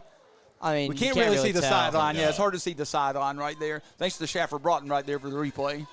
Yeah, I mean, it was a great attempt there by Zell, and it was a good catch, but just couldn't find those feet in bounds. But to his credit, that ball was thrown out of bounds, so there's no chance it's going to be picked. It gives you a chance right there. So it'll bring up 3rd and long. But again, you're in that weird kind of territory that if you can pick up 8 or 10 yards right here, you'll give yourself a 4th down that you don't mind going for, especially going to be under a minute and a half probably. But definitely not the position that the Woodbury offense wants to be in after such a hot start to the drive. No, you're right. You got that sack. Drops back. Looks downfield. It's a little bit of room. Keeps his eyes downfield. And he's just going to take it. Yeah, just going to, not down yet, but going to be taken down for maybe a yard loss right there. That'll be 4th and long. So the punt team will come on. You know, this is an interesting situation. You bring your punt team on, but if you keep your offense on the field, then you force the Saints to let the clock run a little bit, which they may be content to let the clock run anyway. Yeah, it's going down to minute 15 right now. So if you don't snap the ball until you have to, there's going to be about 45 to 50 seconds left on the clock. So even though there's no points on the board, this is the third punt of the game. Yeah, this has been an interesting. You can sometimes think that the scoreless games are boring. This has been anything but boring, even though it's a scoreless ball game. You'll definitely be hearing some really solid speeches from both Mateo and Cleveland. You said was Cleveland. Yeah, you may take a penalty here and be content to do that. No, they're snapping it. This is the kickoff. I also saw Sheldon Robinson lined up kind of odd. Maybe they were trying to fake that again. Well, like we said, we saw a fake punt a couple weeks ago that was very good against St. Mary's Riken. And that was gutsy, too. It was on our own 30. Yeah, it was a good call. They saw something they liked. So we'll be right at 30 seconds, 33 seconds left to go in the first half. The Saints only have a timeout left. You could take a shot downfield if you'd like, but the passing game has not been their strength so far. Definitely If I were St. Christopher's, I might be content just to say, let's go into scoreless at halftime and not do anything silly here. Because they're going to have the ball at their own 16, almost 15-yard line. And St. Chris will be receiving the ball at halftime. Yeah, so they'll receive the ball after the half. You're exactly right. It's really not a terrible call to kind of just take this one to half. Yeah. If you're listening in, I'd like you to continue listening at halftime while I'll be joined by the head basketball coach and its assistant admissions director who will join us for halftime. Man coming onto the field now. Coming on a little bit late. Yeah, Craig Dawson will join me at half. The Saints will take their last timeout as they were short a man. Timeout, Saints. That's number 40, Eric Pendleberry, again a junior who's running on the field a little bit late. Oh, wow. I got a notification from ESPN that for the Clemson, Klubnik lateraled it to Antonio Williams, their wide receiver, and he threw for the touchdown. So some backwards action there. Little shenanigans on the part of Clemson. Clemson's been better. Clemson looked like a mess against Georgia, which Georgia's capable of doing that. But they looked like a mess, and they have looked a lot better the last few weeks. 100%. And speak of, Coach Dawson is joining us here. Well, like I said, we'll be for the half here shortly. Under center is the quarterback. Hands off. Tigers in prevent defense. You don't want to give up anything silly. Sanko kind of loses his feet. Be a first down, so the clock will stop there. And we'll see whether or not their offense hurries up to get another playoff. Well, I mean, you don't even have any more timeouts now. If I'm not just going to try to launch it down the field, I'm going to go into halftime scoreless. But we'll see. I wonder why the clock isn't moving here. Well, they got to spot the ball after the first down. That's right. Well, they're lining up. They may want to try to get a playoff. Clock runs now are under 15 seconds. They don't have to snap the ball, but they will. They'll hand it off again. I think they probably feel like their running back is capable of taking the ball to the house, which he is, but Woodbury's no ordinary defense. And it'll be halftime, 0-0. That'll bring us into halftime. We are scoreless at half, which is not a huge surprise, just to be perfectly honest. Both teams are well coached. Both teams are very, very good on defense. And even though the offense have had a little success, it hasn't been any sustained success exactly. Yeah, on both sides. All right, well, I'll hand it over to Coach Dawson. I'll be back before third quarter. Yeah, we'll be back for the third quarter. Looks like they're putting 15 minutes on the clock. So I don't know that Coach Dawson and I can talk for 15 minutes or not, but we'll see. We probably could actually talk for 15 minutes. We're talking about the right thing. We're talking about basketball. We can certainly do that. We can certainly talk for 15 minutes. Well, let's open up talking a little bit about admissions, because that's one of the things I want, and then we'll talk some basketball obviously as well. But tell us what your role is in admissions. Continue to find great young men. Even though I'm the basketball coach, we're finding kids for everyone. I'm going to be honest, and y'all do a great job of that because every year it seems like we just continue to bring in stellar students. We're trying, Coach, and, I'm on the same dorm with you for dorm duty, and just seeing the maturation process of the guys once they get here and figuring out what it's like to be a Woodbury boy. It's pretty heartwarming, man, and especially when you got the right guys in here who want to be bigger than something than themselves and be a part of what we're trying to grow here. Well, it's already something special, but what makes it even more special is the guys that y'all bring in. Tell us a little bit about admission. So you got somebody who's listening in. Maybe they're familiar with Woodbury. Maybe they're not that familiar with Woodbury. Some people are probably listening in going, I could never afford Woodbury. Yes. My kid could never afford Woodbury. My kid's not smart enough to be at Woodbury. I know you got guys listening in because I can tell you from the outside looking in, which I've been before, the perspective is it's all rich kids that are ridiculously smart and they're not real people. Tell us why that's not the case. It's not, man, but to be honest, I thought the same thing when I first looked at the first pamphlet when I started here. I think it was like $53,000 at the time, and I said, you want me to convince somebody to pay how much? But, for anyone that wants to look here, we have so much financial aid available. We give out almost $7.5 million in financial aid, and it's all need-based. If a kid really wants to be at Woodbury and a great fit for us, we definitely want to find a way for him to be here. So we can't let that price tag fool people and scare people away. No, it's I had the same kind of perspective you did. That's the way it is. You see an elite boarding school education, and that's what you think. You think is a bunch of spoiled rich kids, and I could never afford to send my kid there. My kid wouldn't fit in there. We got hunting, we got fishing. Yeah. I don't know how many schools. I know it's not many. Let you bring your gun to school with you. Tell me about it. Yeah, we do have a gun safe just in case that worries you. But I mean, it's definitely different than I thought because we just got boys. We got real boys. We got guys that are smart. We got guys that have to work their tail off for everything they get. And we got guys that are superior athletes, and superior students, but more than that, they are superior young men. The best part, Coach, they're all different. They're all different. They are all different. People always ask me at fairs, at school visits, what are you guys looking for? And I say, the best part is we don't want them to be the same. No, we don't want them to be high character guys because we want them to be comfortable on this campus and around everyone else. But I love that they're so different. I don't think we have two guys that are the same on this campus, and I think that's kind of what makes us special. Well, I will tell you, I asked Chase Spong, the admissions director, I asked him, give me a couple of things because I always wonder about what our kids. The remarkable thing to me is, so we brought on 120 new boys this year, so you turn over about a third because, you graduate 100 and you have a couple guys decide not to come back, and you got some exchange students and this and that and the other. And so, Coach, we got guys from 27 states, which is impressive. So we got guys from more than half states. We got guys from 41 countries. Yeah, man. There are 41 countries here. I got to know a young man the other day from Qatar who was on the Third Form Expedition. And I asked Paul Huber, if anybody knows anything about Woodbury, it's Paul.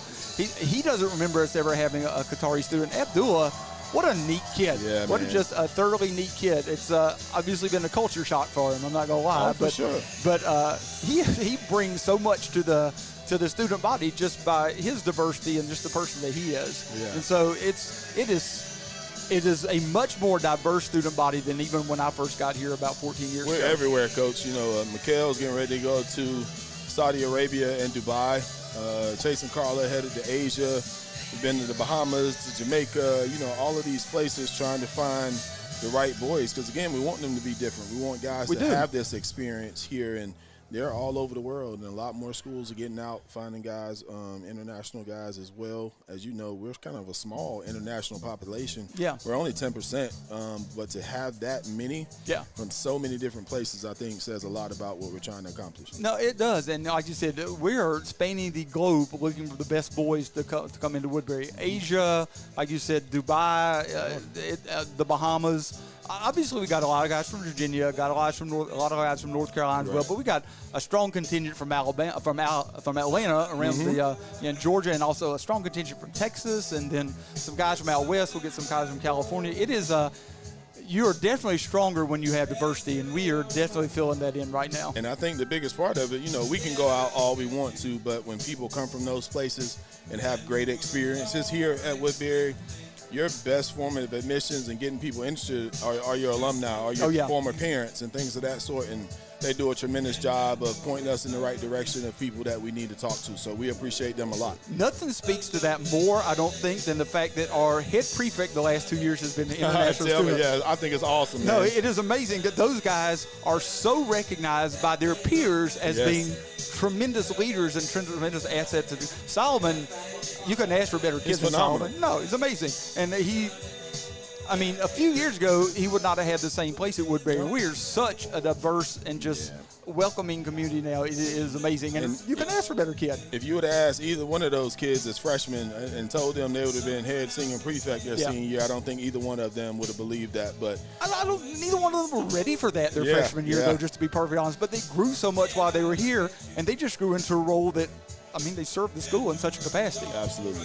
Well, all right, let's talk about basketball because I know that's your thing. Let's do it, man. Tell us, we lost some guys that were contributing factors. Alejandro. Big contributing factors. Yeah, big contributor, and I loved Alejandro. What a great young man. He's off at the Air Force Academy now. Yeah. So have you heard anything from him? I have. I talked to him, talked to his dad. He's actually this year. They have all freshmen playing on the prep team for a year. Okay. Kind of easing them into the process, but he's having a wonderful time. That's awesome. He's loving it. Mars is at Kenyon with Justin Gagnon.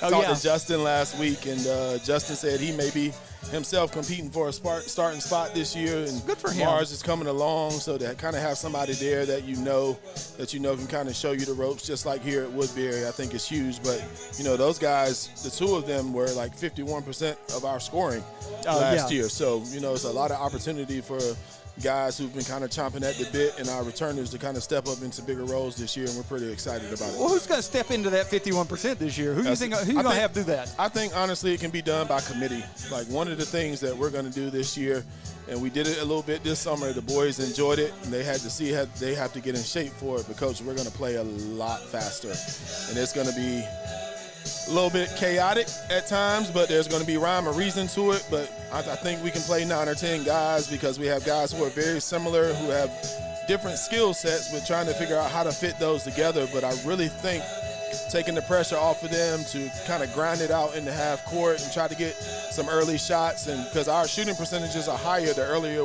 we are in the shot clock before the defense gets set. Yeah. So we've been really intentional about how we've been preparing this fall, but it's a lot of running. It's a lot of running. You really have to be in shape to do it, but it's exciting because I've seen growth in a lot of guys. Corey Turner has been great. I love Corey. This fall, Javion Rosemond, Jaden Stewart, Yuki Dye, guys like that can have bigger roles. Eli's coming back and has played a big role in what we're doing. Connor Lavin has just gotten so much better. He's such an excellent young man that I just want him to be mean on that floor, because he's such a big guy, but he's such a great man at heart. But you may be asking a lot for Connor to be mean, asking a lot. Just be nasty on that floor for me. Just for 32 minutes, just come on and be nasty. It's okay, but no, again, he is a super young man, though. You're right. And then we got Styles Harper has gotten stronger. You see what he's on the football field. You can tell that out here. And this summer, he was great attacking the basket in transition. Keandre is such a leader out on the floor with his passing and his speed. So Cade Ellis and his shooting. So there are a lot of guys who can step up and really help this team. And then you got new guys like Wilson Harrell. Who's new that's going to help us? Wilson Harrell, who's a sophomore. Wilson may seriously be the most athletic guy on our team. I told him what scares me the most is he wants to fly and try to jump and dunk on everybody with no regard where he lands. So I'm afraid. That's so scary. I'm afraid he's going to get hurt, but we've been working on him jumping off 2 feet more, creating that contact. CJ Rissmiller. Heck of a basketball player. Oh, my goodness. What an athlete. Yes. And CJ came to basketball camp 5 years ago, and the last thing he said to me before he left campus, coach, was like, I'm coming to your school one day, coach. You got to love that. So we're excited to have him. Nairobi Johnson was probably our best player this summer as a freshman, but he's out. Yeah. Had his shoulder surgery, but he's only a freshman. He's going to have his best days ahead. But we really do have guys here that can step and fill that void. We're not asking anybody to go out and get 20. You can give us 7, 8, 9, 11 here, 12 here. You may have a big night where you have 20, and so be it. But I think everybody can have a piece and a part in this. So it'll be fun to try to kind of mesh it together. But those guys have to step up and do it consistently. Well, if you could have 10 guys have 8 points, That'd be fantastic. You're going to be all right. Yeah, that'd be fantastic. That's going to lead you to a lot of wins if you got 10 guys with 8 points. And it's hard to guard. You know, the biggest factor is late in game, you need a shot. Yeah. Who are we going to go to? Yeah. So that we have to kind of figure that out and have guys step and be comfortable, whether they make or miss, but having the willingness to take that shot. So we'll build that as we go. But, again, I'm pretty excited to see how it comes together. When do we tip off? So the first practice is November 11th, the Monday after.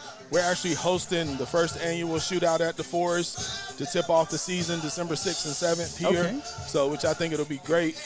We'll have Tiger Madness again to get everybody excited about the season. And then the Friday before the boys leave for the break, we're actually scrimmaging Orange High School, Orange County High School here. That's good. Which I think will be great, man, just kind of putting the two communities together. I got a lot of respect for Orange, Madison, Culpeper, Eastern View. And the more things I feel like that we can do together, kind of just bring this community together even more. Well, you know, we had Orange here host a football game last Saturday because, my goodness, with all the rain we had, their field was pretty much unplayable. So it was great. There's a pretty good crowd over here, and they played really well. Yes, they beat up Western Albemarle pretty good. So that was fun to watch a little bit. One last thing. Who's coming in for the shoot for us? Who you got coming in for that? So we have the Covenant School out of Charlottesville, Rise Academy, which was formerly Church Hill Academy in Richmond. Okay. And then the Lynchburg Patriots, who have a phenomenal homeschool team. Okay, we've seen them before, I think. We've seen them before. They actually won the East Coast National Championship a few years ago, so guys who can really play. So just our first year of it, 4 teams, 2 days, but we're really excited to have something here on campus that everybody can get excited about. No, that'll be great. I'm looking forward to that because that's something we have not done before. No, we haven't. So I'm really looking forward to that, and that'll be a great way to get the season started for sure. Yes, sir. Well, Coach, thank you so much for coming on. Man, it is if I'm always here, good to have you. I'm here anytime, man. It is always good to have you. And yes, sir. I love it because I don't have to carry the conversation. You're going to talk some too. So yes, sir. I love that. Thanks I can for talk coming to you on, all Coach. day, my man. All right. Take care, Tiger Coach. Nation. So we are 3 minutes left here at the halftime break. If it is done as it traditionally is, it'll be 3 minutes, and then they'll put another 3 minutes on the clock. So I'm assuming that's what they're going to do, but we'll see if that's what they actually do. Going to talk a little bit about what we saw in the first half. What we saw was a lot of good defense. We saw some good offense at times, but the defense definitely got the best. The Tigers have a 7-6 lead in terms of first downs, but that doesn't count for anything exactly. Tigers with 104 yards of total offense on 27 plays. The Saints with 98 yards of total offense on 27 plays. So tip for tat right there. Both teams 6 out of 12 passing the ball. The Tigers were the only interception thrown. Couple punts for 35 yards for the Tigers. Punt for 33 yards for the Saints. Time of possession is pretty close. 13 minutes, a little more for the Tigers, and 11 minutes basically for the Saints. So the Saints a little better on third down, which may bode well for them. The leading rusher for the Tigers at the half is Hudgens with 36 yards. Farley with 28 yards on 9 carries for the Saints. And Hudgens also with 2 receptions for 20 yards. Actually, Hudgens with 2 receptions for 20 yards. Hudson Zell, 2 receptions for 19 yards. Well, Troy, tell me what you thought about the first half and tell me what you think about the second half. I mean, it's as a Woodbury fan, it's not the most fun game to watch because there aren't those huge touchdowns or turnovers. But as a football lover, as an analyst, and as a commentator, this has been a great game to look at and to talk about. Some really solid run defense on both ends of the ball here. They've held Keandre, like we've been talking about, to his first half. That's kind of a little slower. And then hopefully, as we've been talking about in these last few games, Keandre is able to kind of turn on the Jets in the second half and just run all over the Saints defense. Well, we'll see. It's going to be tough for anybody to come in and run all over that Saints defense. That's a tough defense. Oh, I agree. But if we can nudge him up close to 100 yards, which has been where he's been at the last few weeks, then yeah, that'll bode well for the Tigers if we can manage to do that. Yep. So it will be interesting to see. The Saints will receive the second half kickoff. The Tigers are just coming out now, so I'm guessing we'll have that 3-minute warm-up period that they'll put on at the end of this halftime break. I'm going to take you through a couple other things that have been going on campus. We took you through the soccer scores. JV football fell to this St. Christopher school. They fell to them on Thursday over in Richmond. They'll host Collegiate School this Wednesday, a rare Wednesday game for 4 o'clock. And then Bengal football will travel to Georgetown Prep for only their second game of the year this Tuesday. Bengal with a hosted Benedictine earlier in the year. That's several weeks ago, and they'll travel to Georgetown Prep. Cross country is in Albemarle today, running in the Albemarle Invitational. Mountain biking is actually hosting their home meet, which they don't get a lot of. They're generally one home meet per season. Yeah, there's a lot of mountain bikers on the campus today. So the campus is really a buzz with soccer going on, football obviously up here, mountain biking is going on, and then and of course we got 5th and 6th form parents weekend. So shout out to Nathaniel Brewster and Richard Kinzinger, who live on my dorm, and they're also competing in the cross country, not the cross country, the mountain biking today. And I mean, you can always see those too, especially Nathaniel Brewster on their bikes. Like every time I see him, that's not in a classroom environment, he's on the bike. No, those guys, they love their mountain biking, and they are always on their bicycles. So it's I think we're in for a good. I think this is exactly kind of what we expected. The teams will kind of feel each other out a little bit. Maybe you take a few more chances in the second half to open things up a little bit, because you have to score. Somebody's gonna have to score to win. But we saw an overtime game last year that the Tigers managed to pull out. Yeah, but we both put up 20 points before that. No, you're right. No, that was a heck of a ball game. It's a little different ball game. Yeah, you're right. But that was a heck of a ball game that Charlie Sutton ended with an interception in the end zone, actually. So, you can see the Saints warming up across the way. The Tigers are starting to warm up down to the bottom of the screen here. Abani warming up the kickoff because he will kick off. We got 2 minutes left to go on that warm-up clock.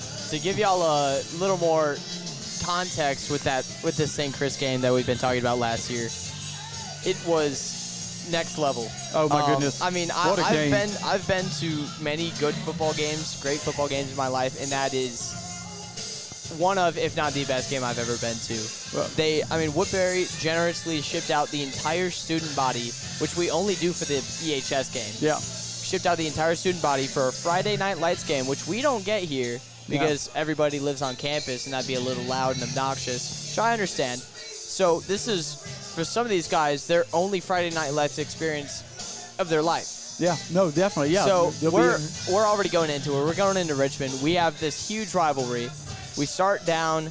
Then we have I'd say one of the turning plays was the Lucas Oseda muffed punt turned into a first down rush. Yeah, Oseda, if you weren't a Woodbury fan last year, Oseda was a punter that was amongst the best athletes on the team for certain, and he got a snap that wasn't great and just managed to scramble for about 20 yards. Yeah, and now he's the third string kicker, I'm pretty sure, as a freshman for the Tar Heels. Yeah. So, and he will have his chance as things progress for sure, because he has a mighty leg for certain. Oh, that's for sure.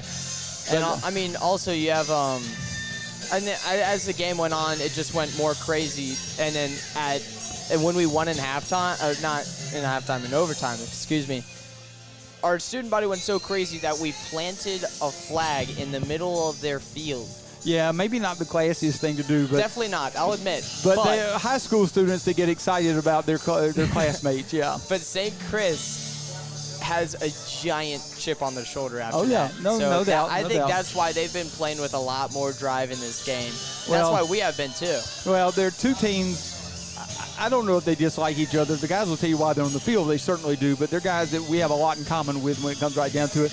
And a lot of these guys are guys that'll be, your fraternity brothers when you go off to school and that kind of thing. So they'll and there's some guys on our, out there for Woodbury that went to St. Christopher's at some point. So it's definitely an interesting dynamic, and I think we're good for another at least 24 minutes of football. Yeah. Oh, it's so weird to hear it is only 24 minutes. Yeah, it's so much more than that. Yeah, a little different for sure. South Carolina is trailing Alabama by 8, but they're 1st and 10 at the Alabama 38. Less than a minute left, 50 seconds left to go in the ball game. Alabama's actually outscored them, I think, 13-0 in the fourth quarter to take the lead. They were behind 19-14 in the quarter. If the Gamecocks could pull that off, that would be insane. Like I said, you'd have some people that will lose their mind. Absolutely. Ubani gets ready to tee it up.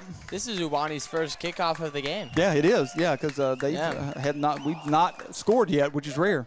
Kick hard from the Woodbury folks, and a giant kick goes all the way back to the 10-yard line, or 5-yard line. Yeah, carries him to the 5. Got a little room. But he's taking carrying down, that ball loosely. Big hit, almost dropped it. Yeah, carrying that ball a little loosely for a kick return right there. Got a 20-yard return there, though, by the Saints. And I'll set up 1st and 10 on the St. Christopher's 24-yard line. Yeah, that was 28, Anish Roy on the tackle. And the gain is to the 19, so we'll call it to the 24. We'll call that 19-yard return. Tigers will start on defense to begin the half. I was talking to Landon Ellis during halftime, and he was talking to us about how he listens to our broadcasts in his pre-games. That's always good to hear. Landon have a good season over there at Richmond. Oh, great season, yeah. So we'll start in the I formation. Not I, single back formation, sorry. Quarterback's under the center. Looking for maybe a hard count now that he's getting the play. There comes that motion. We saw this. That's the exact same play that they opened the game with.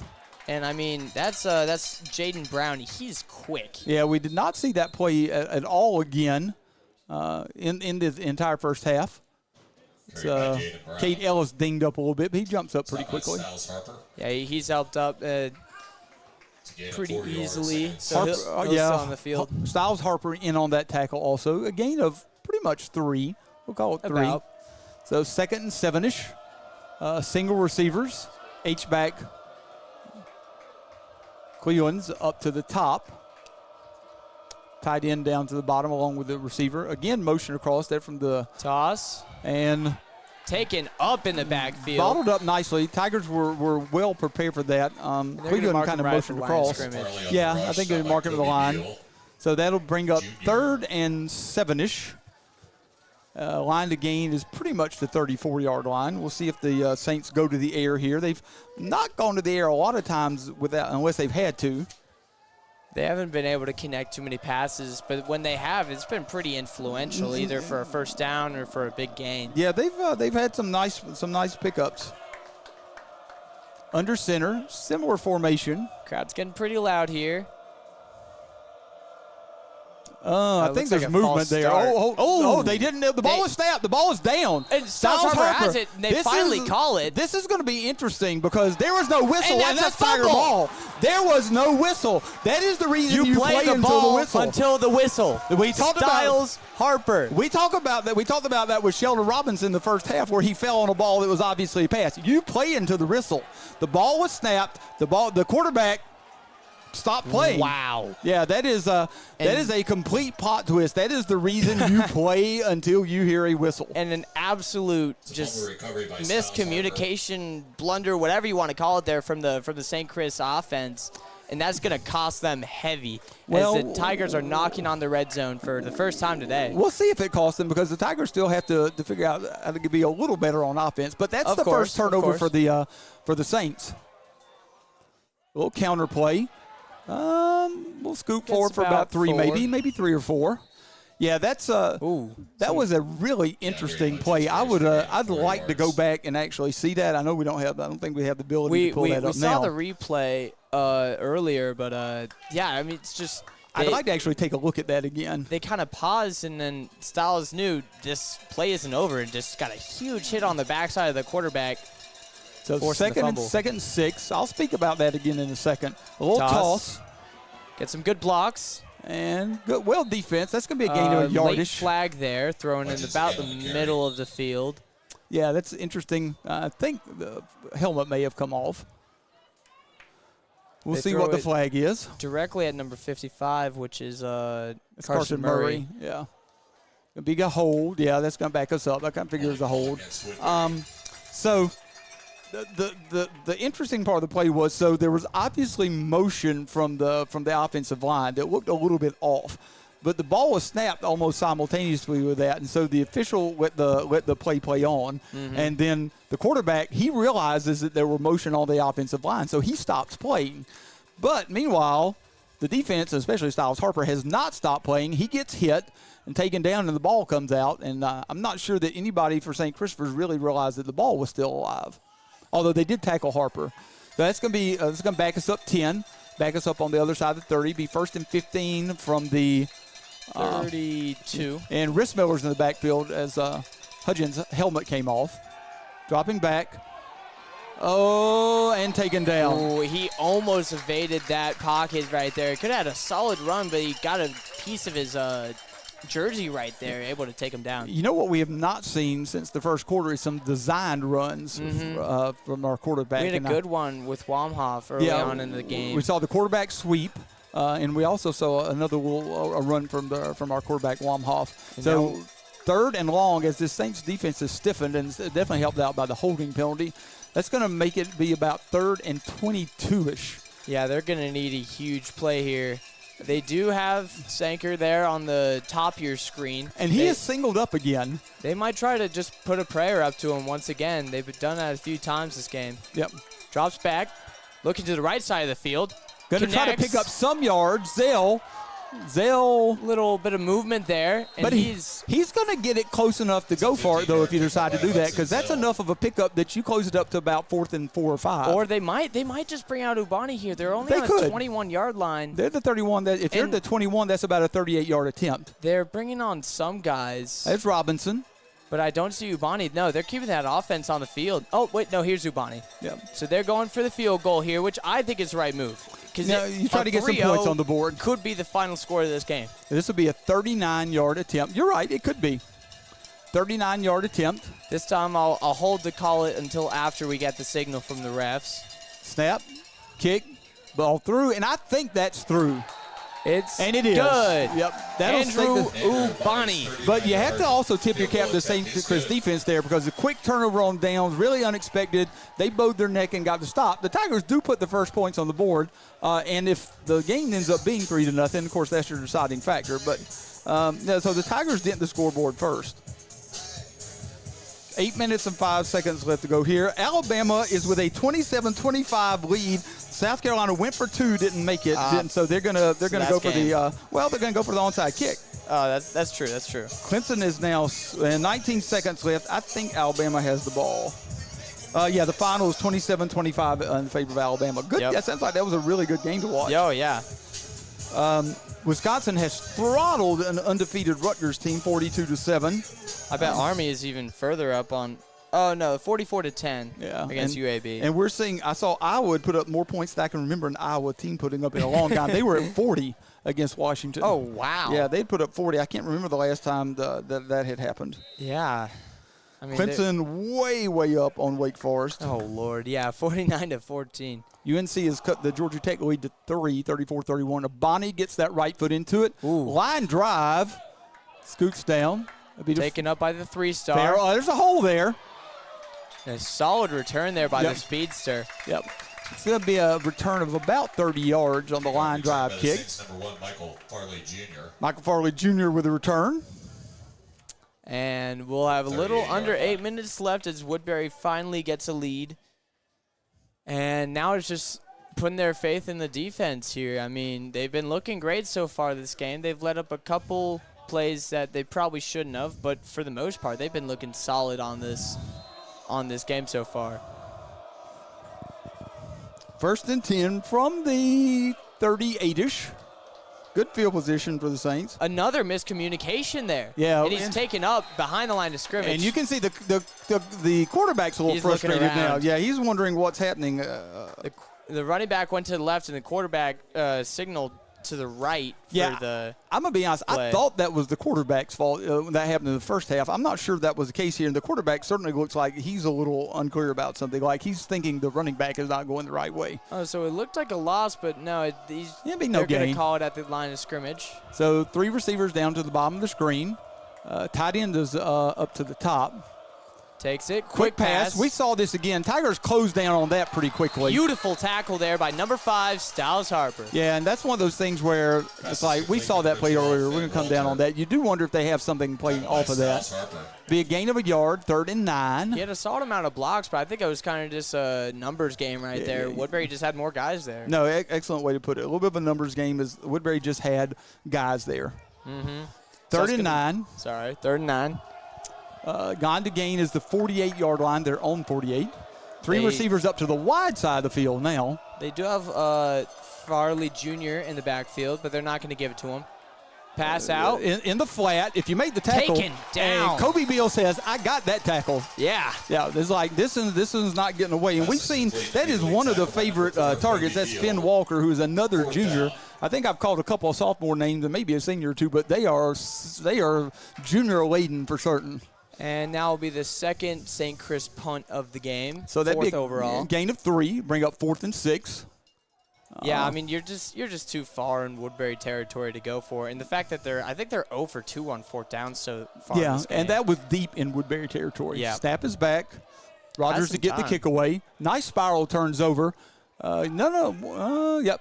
Fair catches it. Nice job, because that ball is probably going to roll another 5 or 10 yards. He So caught nice a job right there. Fair catch really early on. It was a good read there by Robinson. Yeah. And Woodbury will set up shop at about the 22-yard line. Yeah, it'll be 22 or 23, somewhere around there.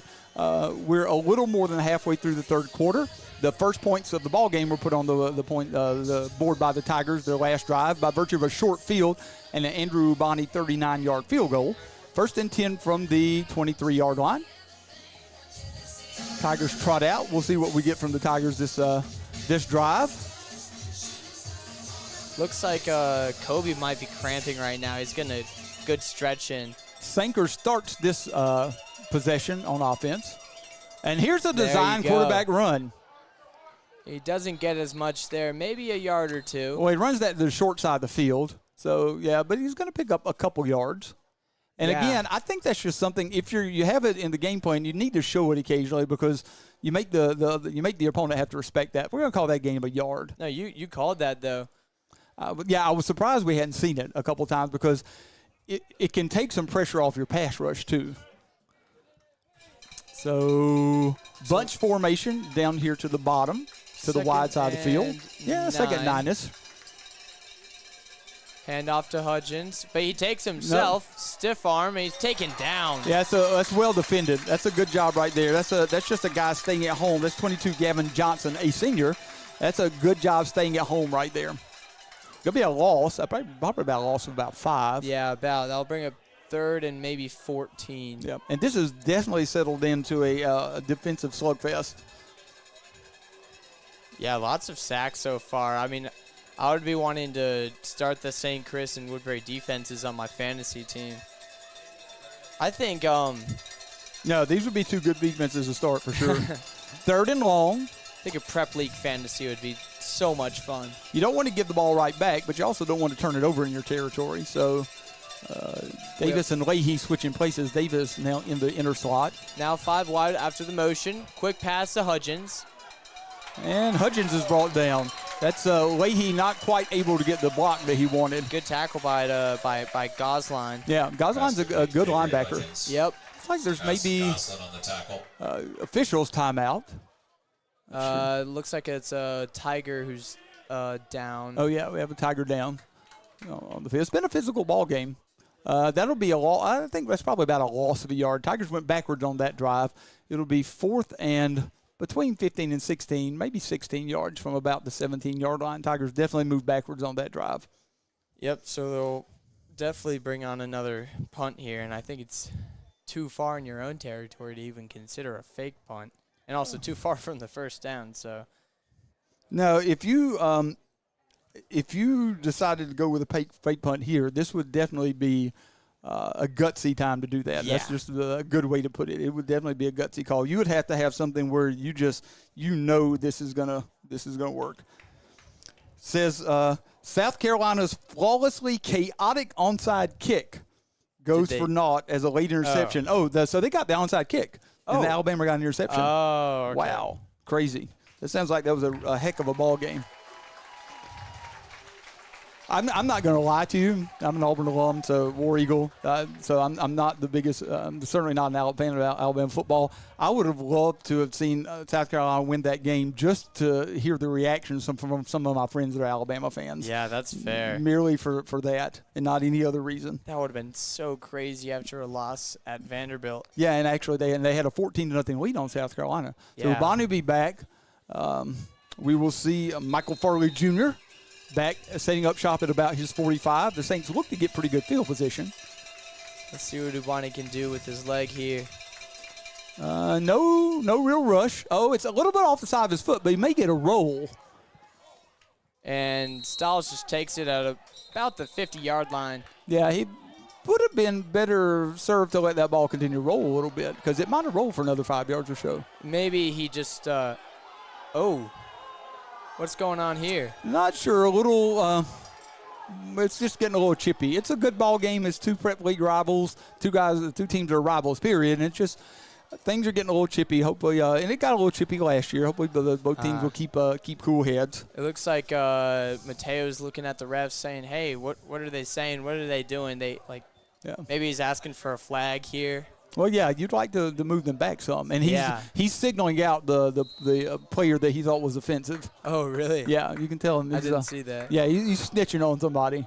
So 1st and 10 at the 49, just in their own territory. We are seeing that's interesting. So now Farley is lined up at your wingback type position. Yeah, it kind of looked like a tight end right here. Puts him in motion. Yep, and handoff. He's met at the line, but he's going to push for a few more. Yeah, that's a little bigger running back. I believe that's Leland. We have some Cleveland. Post-play action here between some of the guys. Helmet comes off. Ooh, that's Gosselin. Sorry, that's Addison Gosselin. Who is the bigger of the two running backs for sure. Mm-hmm. Yeah, it seems like Farley he's not a scat back. He's got decent enough size. He looks like he's about 5'10" or so. Yeah. But he's got decent size and is a little quicker certainly than Gosselin. But Gosselin is a bigger, thicker running back. The Saints may have decided to try that tack. So 3:49 left in the third quarter. 2nd and 5. I formation, true I formation. Are in Woodbury territory. The 46-yard line. Handoff. Find some running room through there. That'll be a first down. Tigers had to make the tackle. Trying to strip the ball, but finally take it down after a gain of probably 15. Yeah, that's a good, strong run right there. Or a gain of 10, excuse me. Yeah, not going to go down easily. That will set up the Saints at the 34-yard line of the Tigers. 1st and 10 from the 34. Yeah, that's about a 12-yard gain. Good run.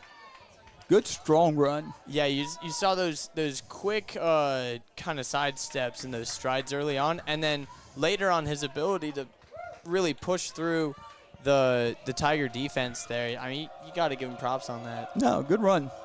Motion across. Handoff again. Handoff. And again, a good hard run. But he's finally pushed back. This may be just one of those things where St. Chris has decided we're just going to try to line up and be more physical than you are. That may be what we're seeing from them right here, which, I mean, it's been a physical game on defense, both sides. At some point, you wonder if you're going to see that from the offensive side also. So that's going to be spotted at the 31, which is a gain of 3. So 2nd and 7, just a little more than 7. A little less than 3 minutes left to go here in the third quarter in a game that has been very entertaining, if not a lot of offense. Definitely so far the best game of the season. No, it's been a really, really good ball game. So, again, in the I formation, again, motion across. Looks like the same play here, except on the other end of the field. But he's brought up by Charlie Sutton, his 3rd huge play of the game. And Charlie Sutton says, I'll have a little piece of that. And he hits his signature kind of arms in front of him. I think they put that in their Instagram post for the game day today. That was good. All right, so that's going to be a loss of 2 to set up 3rd and 9. So you are definitely where you would feel like you're in go for it territory if you're on 4th down, unless you just lose something here, because we've already seen them go for it twice on 4th down in this same kind of field position. And miss it both, which is huge. Yeah, no, there's been a couple of times that, the Tiger defense has just bowed its neck a little bit. So they'll be lined up with 2 wide receivers at the top of your screen. Tight end is down to the bottom of the screen. H-back makes basically 3. Here. Pressure's in. And there's that loss. There's that loss. And Rissmiller, 22, C.J. Rissmiller. Rissmiller and Sheldon Robinson meet at the quarterback. And the crowd goes wild for that huge sack there. Well, there's your big loss. So we'll see now. I would anticipate you probably get the punt now. Yeah, we got number 99. That's Rogers, Christian Rogers. Christian Rogers. Who's been fine as a punter. He's a good high school punter. Punts. Yeah, he's a good high school punter.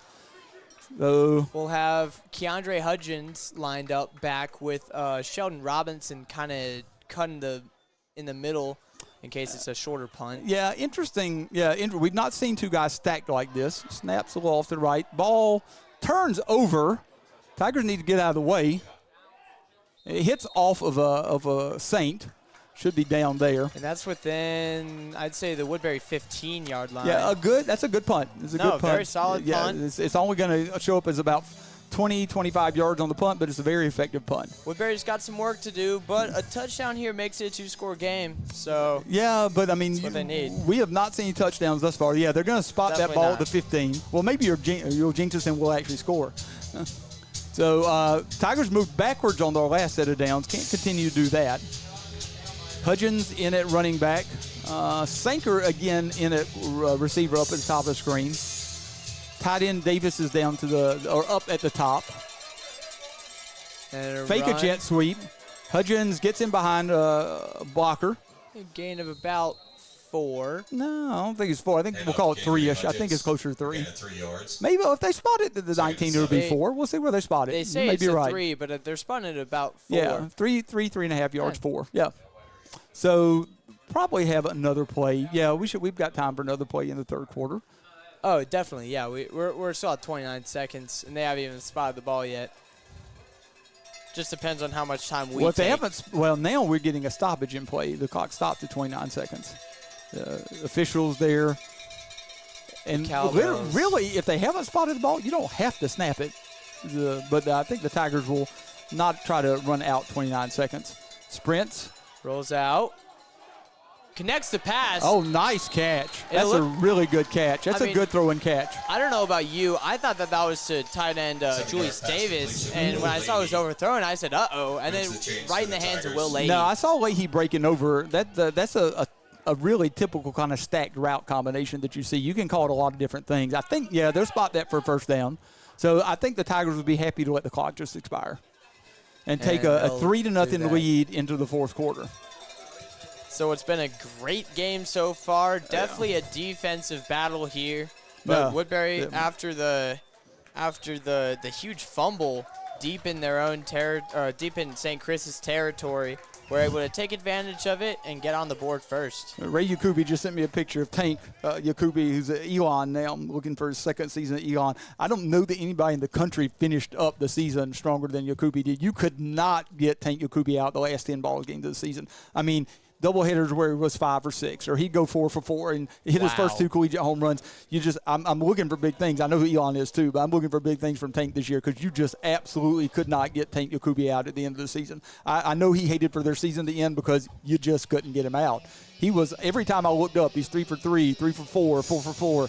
Every time I looked up at the end of the season, it was so much fun to watch. Of course, baseball's the other way too. He didn't get off to the start he wanted, like he was killing himself, but it's baseball is kind of like that. Such a funny sport sometimes. And how about them Dodgers? Oh, how about them? Are you a Dodgers fan? I am a Dodgers fan. Dodgers fan. Well, you'll be happy.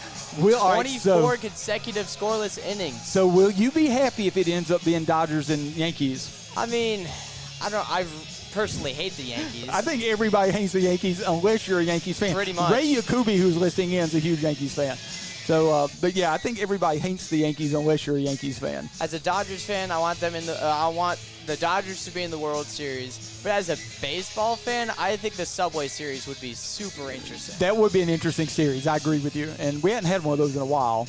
It would be interesting. 1st and 10 Tigers. They're their own 25-yard line.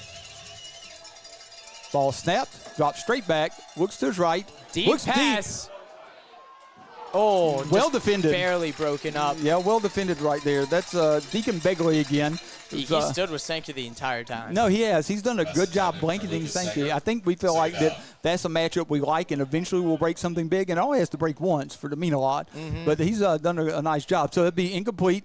Bring up 2nd and 10 from the 25-yard line. And that could have been close to put the game on ice. Well, the way the game is flowing right now, yeah, a touchdown that goes on the board right now is huge for either side.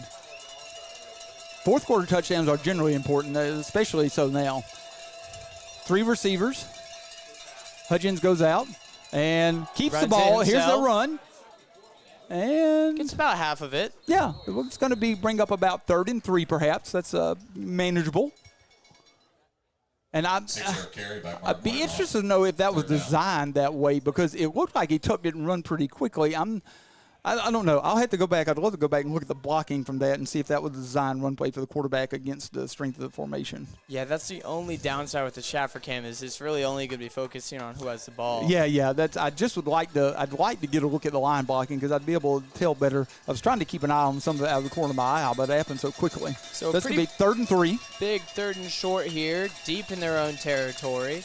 Tigers need to make something happen to keep this game going. Bunch formation, handoff. Hudgens. Puts his foot in the ground. Don't lose that first down. There you go. Gonna pick up a first down. That'll be a game of about 7. After a little spin, he's Second-yard carry by about the 40-yard line Tiger with first down. 11 minutes left in this game. And, Hutchins is not a huge guy. He'll grow. He's still young. He's a fourth former. I'm guessing he's 5'8"ish and probably about 150 pounds or so. But he takes a pounding pretty decently, knock on wood, I don't want to jinx him. But he runs physically. He did fumble the ball earlier this game, but they were able to fall on top of it. Yeah, we don't want to see more of that. Let's definitely don't jinx us there. Twin receivers to each side. Snap back. Off, drops back. Looks that little crossing route again. That's Zell. Zell, I think, will have a first down. A gain of either 9 or 10. And they've seen something they like with Plus Zell. I mean, with a Zell, 10-yard reception. if Sanker's not on the field, Tigers. Zell is probably their best receiver. Yeah, I although agree. you can make a case for Leahy also. Leahy, I think, is the more kind of just short and medium routes. Dependable. He's He's a dependable receiver. It. Yes, he's kind a of dependable receiver. Like Chris Olave, Yeah. I'd say. Although Whereas- Olave's, I'm a Saints fan. He's taken on a little bigger role for them this year, but he is dependable. That's true. He is a very dependable receiver. So picks up the first down just shy of midfield.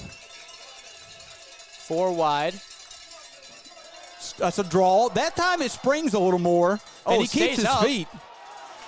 They ran that play in the first half, and the line did not run past the play. That time the D-line ran past the play, so nice job by the linebackers to be at home. It's going to be a gain of 6. Yeah, and a good call. I like that because you can see their defensive end starting to get up the field some. Yep. So I'll bring up 2nd and about 4 on the 45 of the Saints. Yeah, and you love 2nd and 4s because you can run, you can pass. You got a lot of different things you can do here. The Tigers are keeping the clock running. Especially with Keandre, you can definitely run the ball. So a little pistol formation. Little trips right action here. Yep, and the tight end down to the bottom of the screen, Julius Davis, motion Man in across. motion. Play Drops action. back. Looks, Deep oh, pass. finds Zell. Zell down the sideline. And He if knocked out of bounds at about the 18. If he caught him in stride, that would have been a touchdown, but it was a little underthrown, but still a huge play there by the Tiger offense. Well, here's the thing, though. The last thing you want to do is come back thinking, gum, I overthrew him. So you give him a chance to run to the ball, and that's a gain. It's going to be a pickup Probably of 30, I'd say. Yeah, we were about the 45. So, yeah, we're going to call that about a 27-yard gain. Tigers inside Saints territory at the 18. So Zell finally gets that play that he wanted. Okay, a little quick pass out to Leahy. Leahy puts his foot in the ground. And Takes a again, couple hits gets there. upfield. Probably forced out of bounds about the 16 or 15. We'll call that a Marking 3-yard at the gain. 15, but they're going to keep the clock running. That's okay. If you're a Tiger fan, you're perfectly okay with that. Yeah. If you're a Tiger fan, you're all right with that. You may lament it later, but you're okay with it now. Just depends on what we can do here. So we'll bring up 2nd and 6 All right. Yeah, 2nd and 6 or 7. on the Saints' 15-yard line. Pistol formation again. Play action. Bootleg. Rolls right. Looking for Davis in the flat. He's Davis got catches it and has his feet taken out from under him. It'll be about 3rd and 3, maybe 2. Julius Maybe 2. Davis on the reception for a gain of 4. So, yeah, I think we're going to call that about a 4-yard gain, maybe a 5-yard gain almost. It'll bring up 3rd and 2-ish, I believe. And now we are 4 minutes into the 4th quarter. Yeah, we go under the 8-minute mark. Yeah, we're going to call it 3rd. It may be closer to 3. It's close. Yeah. Third and manageable is a good way of putting it. Yeah, 3rd and manageable. So we Tigers. the Red Water rivalry. Oh, Red River rivalry. Red River. Sorry. Red River rivalry. That game just started, so we'll be keeping y'all updated on that game as well. Texas, Oklahoma. Handoff, Hudgens. bounces to the outside, got a field. Oh, juke move. Nice juke, and picks up the first down, which was the huge thing, because he did not have the first down initially. He snatched his ankles with that one. No, you're exactly right. Those are, he's going to go back and look for his ankles and his shoes later on that one. Because, if he doesn't put that little juke on him, that's not. In fact, he's down right now. I don't know if he may actually have hurt him. Oh, I did not mean it like that. No, we didn't. We certainly don't wish anybody any ill will. The first and goal. First time the Tigers have been first and goal, I believe. Yeah, I think you're right. This is one of their first visits to the red zone, just in general, besides the Andrew Bonney field goal. Man in motion, passes it, caught by, dropped by Zell.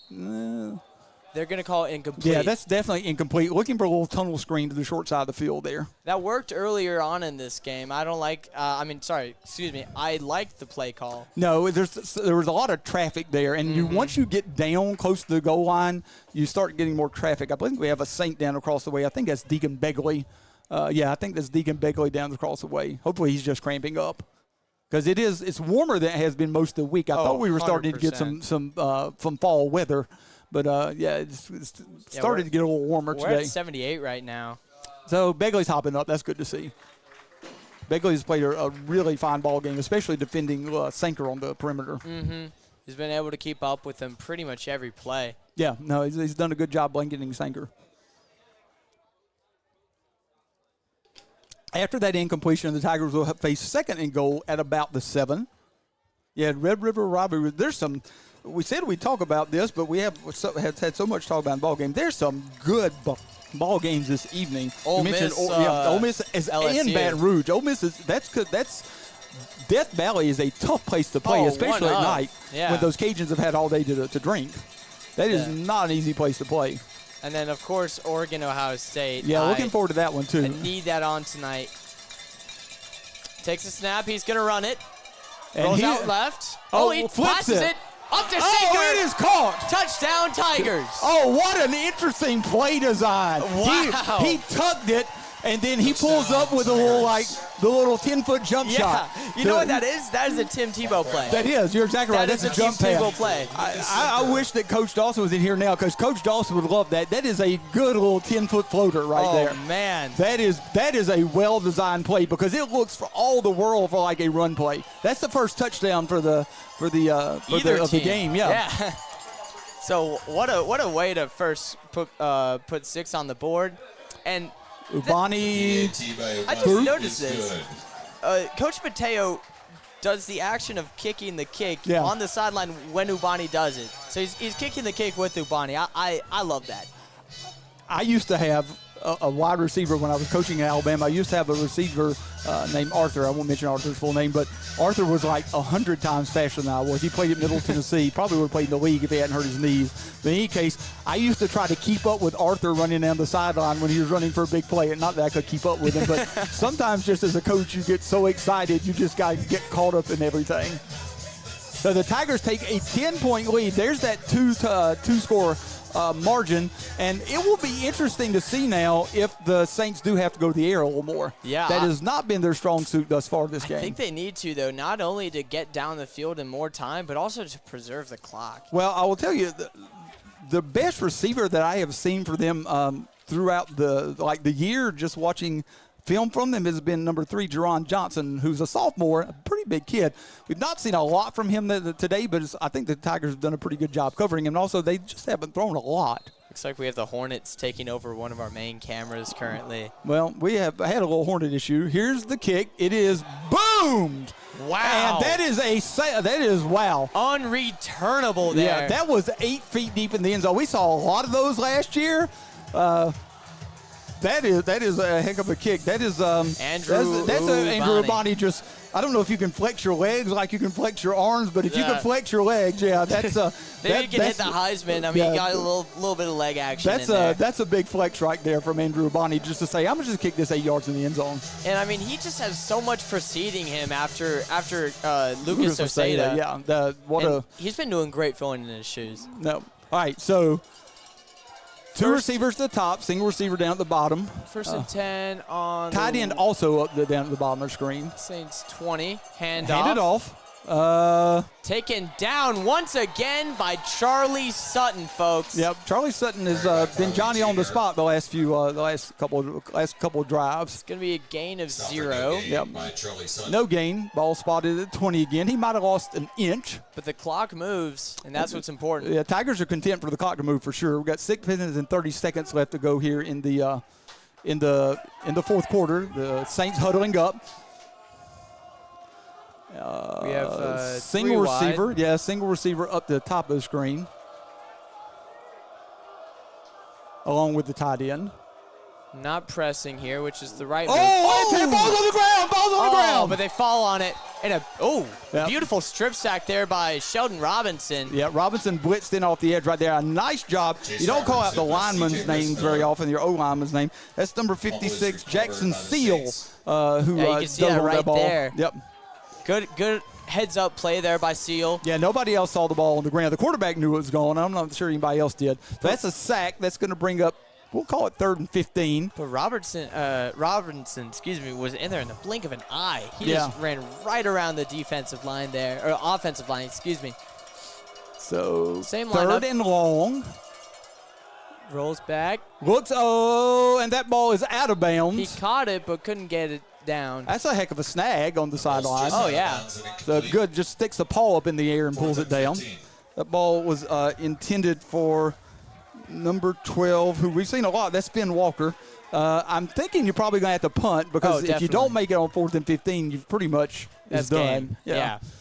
So It's already a 2-score game, and now they're punting it back to the Tigers. now you put yourself at the mercy of hoping the other team makes a mistake. Mm-hmm. So we do have 2 back to return again. Your goal here is just to secure the ball. Snap is back. Rogers gets off the kick. A little bit of a loose spiral. And there's muffed. the ball on the ground. And that's what you called cannot it. have happen. You have to secure the ball. I think Woodbury. Yeah, no, St. Chris. that's St. Christopher's ball. That is absolutely what you cannot have happen. You have to depend on the opposition to make a mistake. So a muffed catch there Yeah, muffed by punt. Hutchins is going to force. It'd be basically like a 28-yard gain. That's Pretty basically, much, and yeah. if you're on defense, that's what you have to tell yourself. They just converted on 4th down, and now we got to go back out and play defense. But what's so important is Hutchins is such a key player on this team. He needs to shake that off. Well, you got to shake it off, and that's also one. I know why he called it. You might be better served just duck out of the way. The Saints are missing a player. About that. Yeah, that's a fullback that's coming in. There's number 40. Yeah, 40. that Eric Cleveland? Pendlebury. That's Pendlebury. Okay. Pendlebury. It's one of the Pendleberries. So is this I formation? Yeah, this is the I formation. That's a handoff. So there's Shorty Strother in for that tackle. Beautiful tackle around the neck there. Yeah, that's a gain of 2-ish. Clock's running. And to be honest, if you get a stop here, there's no harm, no foul, because your defense has been the better group on the field all day. Anyway, you have the offense. You've got your best playing squad on the field right now, but you just would like to have the ball. Obviously, yeah, because when you have the ball, you have control over the game. But, I mean, just with how the Woodbury defense is playing not only this game, but this entire season. I can feel put like some you have faith to in take that. a shot at some point. Oh, you have to take a St. shot Chris, downfield. Definitely. You have to take a shot downfield. They're back in the eye again. Man in motion. Motion across. Hand off off again to the short side of the field. He's going to be stopped Bottled for a up gain pretty of well. about 3 That's or 4. Sheldon Robinson in on that tackle. That'd be a gain of, we'll call that 4. Bring Yeah. up 3rd and 4. And I'm going to be honest with you. You're trying to win this ball game. There are 4 minutes left. I'm taking a shot deep downfield on this play because if you don't make it, it's 4th and 4. Yeah. And you can 4th and 4 is manageable. Yeah, 4th and 4 is manageable. And they need to go for that. So too. if it's me, I'm dialing up something downfield on this play. But we'll see. Nope, just going to hand it off. Another run. And He gets it. yeah, he'll scoop for the first down. It was Charlie Sutton who got a little bit of contact on him, but he couldn't take him down. Hand off to Farley. That's Well, gonna I be say that. I'm not sure. I think they might have forced him out of bounds short. Oh, Correction. No, he is short of the first down. Not by much, but he is short. The refs were walking about a yard past the marker. Yeah, That's why I assumed no, it was a first down. I assumed the same thing. But this is 4th down. A huge play right here. If Woodbury could force a stop here, they could start milking the clock, and they'll call a timeout. Yeah, we'll take that timeout. Tigers. So I like that call. We don't really need our timeouts. No, you hope you don't need your timeout. Yeah, if you're put in a hopefully. position where you need your timeout, you have seriously bobbled something the last 3.5 minutes of this game. So kind of getting your defense in check before this really influential 4th and 1. This is the right call by Coach Mateo. UVA has jumped out ahead of Louisville. UVA having a better season than I thought they would coming in. They're up on Louisville. Louisville, who's a pretty fine team this year. So, yeah, we're going to call it 4th, and it's a half a yard probably at the most. It's really close. You can almost do a QB sneak at this point. Yeah, and they may very well because in high school the clock will stop on the first down. So, yeah, this is probably a good opportunity. You need 2 plays called, really. You sneak, and then you have a play call where you can just jump right to the line of scrimmage because you don't have time to waste. But here's the thing. If they score, even if they score really – actually, if they score within 3 minutes, I don't think they need to. But if they score – when it's less than 3 minutes left, I think they need to go for an onside kick. Yeah, if it's under, I would say if it's under 2 minutes, you go for the onside kick. Handoff, and scoots through. And more. Nice job by Robinson fill in there. Gets one thing you can't do is give up a long play there. If you don't want to give up anything, but to be honest, if they take the next 3 minutes off the clock and score, you're like, okay, it's as long as you get that onside kick. It's a little bit of a balance. Yeah, you're exactly right. Or whatever kick it is. No, well, that would be an onside kick at that point. Yeah. I think that would be a done deal. All right, so, again, 1st and 10, 42-yard line, motion across. It's quick in the motion. And now we're seeing Gosline, who is, they're going to call forward progress stopped. Oh, that'll be a flag. That's just not a smart play. That's just dumb. It's not a smart play. The play was blown dead. You might have gotten a little bit of a fortunate whistle there for the play being blown dead, but that's just not a foul you can make because that's 15 free yards, and they're struggling to earn those 15 yards. And this is looking scary. No, that's a good call. I agree. It's not a bad call. The whistle had obviously blown, and you might have gotten a little bit of a fortunate whistle because Gosline does not go down easily. So that's going to put him inside the 30-yard line, probably about the 28, I think. A 15-yard personal foul penalty against the Tigers will give the Saints a first down. It's the first time the Saints have really been down here in this half. 7-yard line. Now, I mean, I know it isn't that influenceable, but they are right next to the Woodbury student section now. Yeah, and there's a fair number of guys down there. It is 5th and 6th form parents weekend, but so twin receivers down to the bottom of the screen, tight ends up to the top, or H-back perhaps. I formation, play action. Fake handoff. And deep looks down pass. the field. And knocked away by Beal. Breakup. Nice job by Beal. Really nice. Well, you know they have to take a chance at some point. They have to take shots downfield because if you score in 3 minutes, you have lost. This game is stressing me out. Oh, Lord.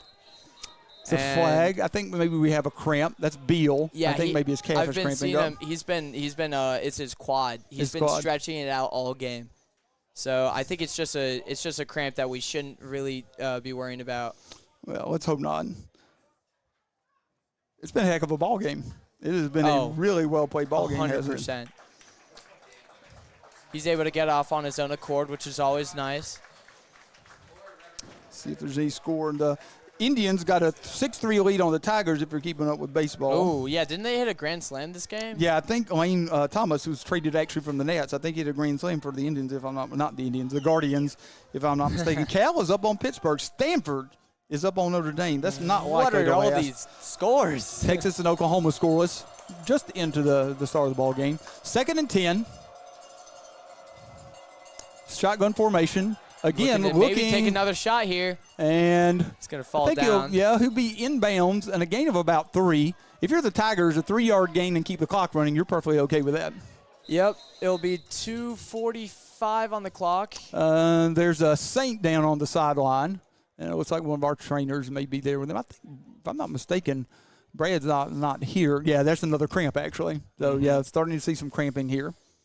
I really hope that there isn't anything later on in the game where I'm not saying that this is happening here, but like I know that they do this in the pros where they'll fake injuries. Oh yeah, you'll definitely see that. Well, I really hope that doesn't happen. I think St. Chris is coached better than that, to be honest. I agree. Their coach has been there. This is his 11th year there, and class or lack of class generally shows itself in 11 years. And Lance Cleveland's pretty classy guy. Yeah. Okay. He's a good coach and a classy guy. So that's going to be a gain of 3. Ball will be at the 25-yard line. Wisconsin, I can't get over Wisconsin just throttling a pretty good Rutgers team, Yeah, 42-7.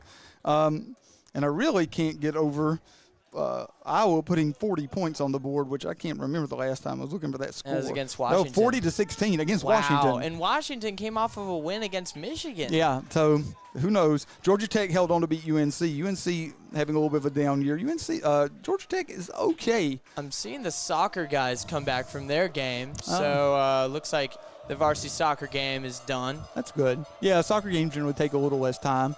2 minutes and 48 seconds. Clock should start. Trips left here. But that's the receiver that's walking off the field there. That's number 5, Jaden Brown. All right, so 3 receivers top of the screen. It'll be 3rd and 7. It took the pass, took the shot downfield. Pretty big first play down. here. Pump fake, him. doesn't fall forward, and Sheldon Robinson takes him down again. Sheldon Robinson, number 14. That's a substantial loss. And we'll get a timeout because St. Chris is going to have to talk over 4th and close to 20. There you go. You got that talk it over. Yep. So the ball's going to be spotted at the 37. So that's going to be 3rd and 19-ish, 4th and 19-ish. And what a big play there by Sheldon Robinson. I mean, he's able to just break up this momentum. Well, if we had that to look at again, you would see that they're going for a little bit of a double move on the outside, an out and up, which means you run like you're running an out pattern, and then you turn that up the field looking for a big play. That takes a little while to unfold, but the Tigers didn't bite on the pump fake. Well coached there on the defensive end, and they were able to the receiver wasn't open. The quarterback simply didn't have any place to go with the ball. The offensive line kind of just was collapsing, and you could tell just by his movements he was panicking. So he just took the sack. And Robinson's a safety. He's a tough gig for an offensive line because he's going to be stronger than most of the backs that are going to pick him up. He's going to be faster than any lineman that's going to try to pick him up, even a guy as good as Gray. And so that's just a tough gig right there. We're going to call it 4th and 19. Line to gain is about the 18-yard line. 2:31 left on the clock. A failure to convert here is very bad for St. Chris. Yeah. It'll be interesting to see what the Tigers do. Do you dial up some pressure and try to make him get rid of the ball quickly? Do you sit back and play zone defense? I'd just sit back and play zone. Well, he's sprinting rolls to the out. Left. And catches him underneath, and he is tackled. Short. That is a great job right there. That is just knowing what you can give up and what you can't. Wow. That's a nice job by the Tiger defense right there. If you give up 15 yards on 4th and 18, so be it. My apologies for getting a little excited about this. No, it's all good.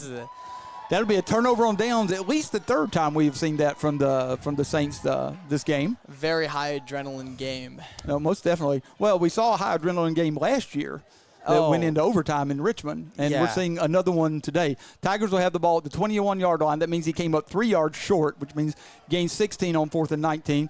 You would think the Tigers would be likely to keep the ball on the ground. If you force St. Christopher to use their 2 timeouts, even if you don't pick up a first down, you're going to run the clock under 2 minutes. Pretty much. Yeah, I don't see any need to pass the ball. That's why they have their guys pressing. Oh, interesting. You have Julius Davis lined up at the end of the field. Yeah, and if you look, St. Christopher's had everyone on defense within 3 yards of the line of scrimmage. Mm-hmm. They're definitely not if you were gutsy enough to go play action and try to dump it to Julius down the field, Julius might go 70-something yards. He's pretty quick, especially for being a tight end. No, and I've got Julius in class this year. I'm thoroughly enjoying him. So that'll be, they didn't take their timeout. They look like they're going to save their timeout probably for 2nd and 3rd down. So going to let the Tigers run the clock, be a gain of a yard and a half or 2. I think it's probably closer to a yard and a half than 2, but we'll call it 2nd and 8-ish. Sanker is in, 3 receivers. Davis is down by himself. Top of screen. Handed off. Run. He gets behind there. He's not able to break free. No, if he breaches that first line, he could be 88 out the gate. Now the St. Chris here comes your timeouts. Timeout. Yeah, take your timeouts, which means if you use this next one after 3rd down, there's going to be about 1 minute and 20 left on the clock. And Tigers will be, if they don't pick up first down, obviously be punting then. The 3rd and 7.5. I think 3rd and 7.5 is fair. Try to see if we get any of these. We had talked about it. We had intended to give you a lot of updates on games. This game has been far too exciting to pull away from. Yeah. We always have something to say about it. Penn State at USC, they're up 3-0. Mississippi State's at Georgia. Don't think that'll be much of a ball game. Shouldn't be, but I mean, you never know. Auburn put up a pretty good fight early on against Georgia last week. Early on, you're right. Vandy and UK, that was the third game I was thinking of. Kentucky? Vandy's at Kentucky tonight. Ooh. They're both 3-2, and that's going to be one of those games where the winner of that's got a lot of momentum going into the second half of the season. Well, yeah, I mean, Kentucky's looking pretty solid, especially after how much of a fight they put up against Georgia earlier on in the season. All right, pistol formation. Plumhoff takes it. Hands it off. handoff. And he comes won't up. Get it. No, he's going to be about 5 yards short, but that's okay. So you're take okay with that. The last timeout in their pocket. Last time out, a minute 24 seconds left on the clock. If you have something, a little wrinkle to try to draw them off sides in your punt team, this is the time to do it. Yeah, I'm just we're saying, within 5 yards. Yeah, because it'd be within 5 yards. It would pick up a first down. So if you have something, then I didn't even think about that. Yeah, this is the time you pull it out. If you've got something that's a little wrinkle. They've already gotten 2 offsides drawn. One of them was for a first down as well.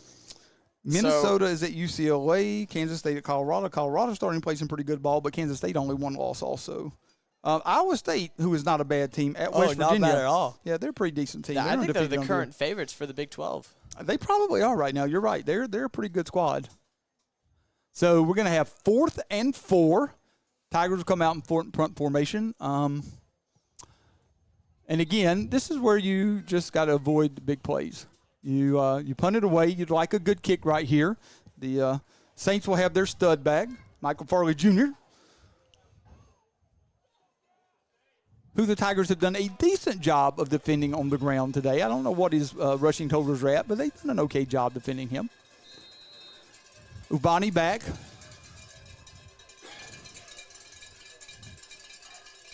Saints with, you would think, a rush coming after.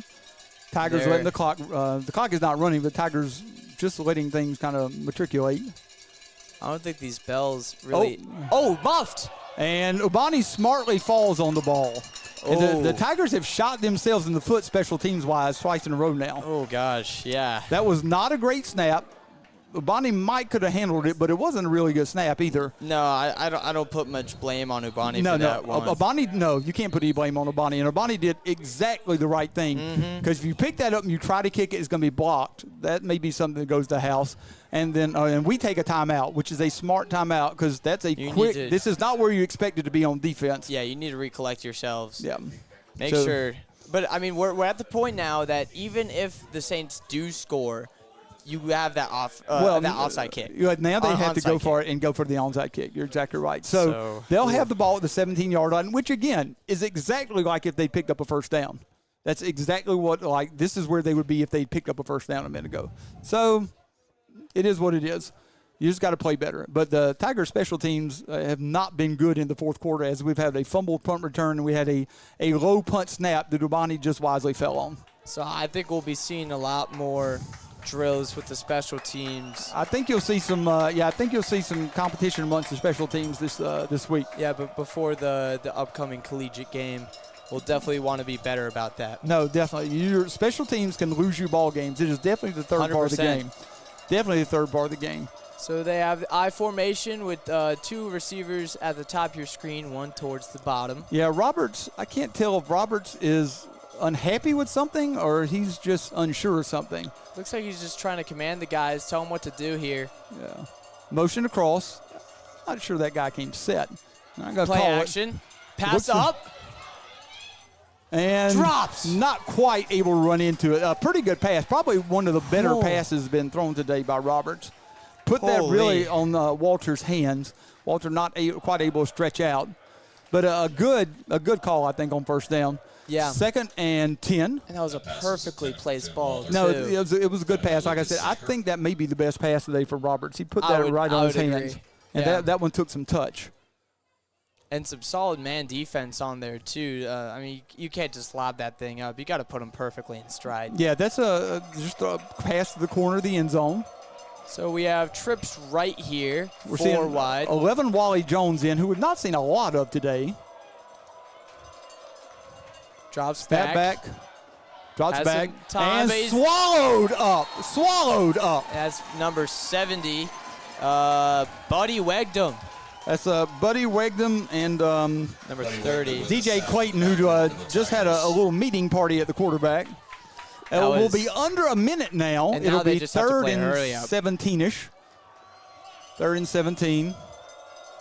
4 wide, 2 on each side. Drops back. There's the Screen. blitz. Screen. He's got a little bit of room. Nice job right there. Oh, and trying to take that ball away. Oh, and looked like that was a really awkward way to get tackled Yeah, there. let's hope he's all right. Yeah, he was kind of bent over a little bit. There's a Tiger a little slow to get up as well. Yeah, that's Charlie Sutton. That's Charlie. Charlie in on that He's able to tackle. get up, though. And Actually, so is the a running pretty back. well-defended screen, though. Oh, I'd say. So we're going to blitz be came in under 30 real seconds. 4th and 12, maybe almost 13. Clock is still running. Yeah, looking over to the sideline. This is not an offense really built to catch up and score quickly. And this is the game. Yep, it's 4th down. And Coming in. Ball's up. And thrown Is it, at, it's a flag. Pass interference. But the ball is not catchable, but in high school, that's not a rule. And Robinson has to do a better job finding that ball, just to be perfectly honest. I mean, I don't really blame them for No, doing that because but sometimes there's those strategic pass interferences where they're going to catch it and then you need to do it. Yeah, but Kareem Abdul-Jabbar couldn't keep his feet in on that because that ball is well. If you don't know who Kareem Abdul-Jabbar is, he's 7'4". Yeah, they would not have been able to keep his feet in there. Yeah, so that sets the Saints up for another opportunity to score here. And we're at 11 seconds. 11 seconds. We'll see. We'll wait till they mark off the penalty. On the Woodbury. Yeah, they're going to mark it off to about the 10 half the line. distance. So 11 seconds left to go here in a fourth quarter in which the last 2 minutes has seemed almost interminable. Yeah, it's just this game is crazy. Yep, it is. The Tigers not necessarily helping themselves at the end of the ball game. Drops back, passes up, tipped up. Oh, nice job by Cade to stay with that. Clock will stop. There's 6 seconds left on the clock. Cade Ellis stayed with that play. This could be the final play of the game. Even if they do score, it doesn't matter. Oh, no, that was 4th down. They didn't make it. So that was 4? Yeah, that's not an automatic first down in high school. Right. Well, then. Yeah, not an automatic first down. I'd really be interested to know if I don't think the St. Chris players were aware of that. I would imagine their coaches were. That's the game then. I really assumed it was an automatic first down. No, it's not an automatic first down in high school. It's just simply 15 yards, and they were 16 yards short of the first down. So a beautiful break up there by the Woodbury defense. And the Tigers will jump up to 4-0 and beat their pretty big rivals, I'd say, the Saints of St. Christopher's. But I tell you what I liked right there. I saw Darius Gray and Junior Saunders kind of slapping hands a little bit. It's like, man, that was a heck of a ball game. You know, it's like, congrats, you won. Congrats, you played a heck of a ball game. I mean, we didn't see any scoring to the second half. The Tigers managed to get a field goal in the third quarter. They got the only touchdown of the ball game in the fourth quarter. That was the Tim Tebow play. Yeah, and what a great call. Just to be perfectly honest, too. That was an incredibly hard-fought, well-fought ball game from both sides. And the Tigers will move to 4-0 on the season, as you said, and they'll be 2-0 in the Prep League, having beat what on paper should probably be the two best teams of the Prep League in Trinity Episcopal and St. Christopher's. Of course, we'll see Collegiate, who will be always tough in Richmond, and we'll see Fork Union.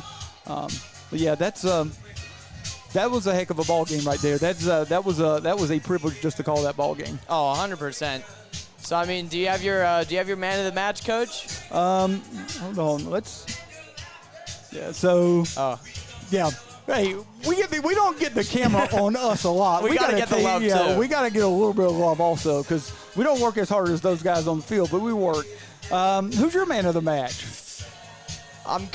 Is it okay if I have a bit of a two-way tie? Sure, of course you can. I See if you take one of mine. A guy who I had earlier on this season, Charlie Sutton. Yep. He had those 3 big plays that I think really hindered the St. Chris offense, and then also Styles Harper. Styles Harper is the one I was going to take. Sorry. But no, I feel you He was there. on lockdown today. No, I feel you with that one. Golly.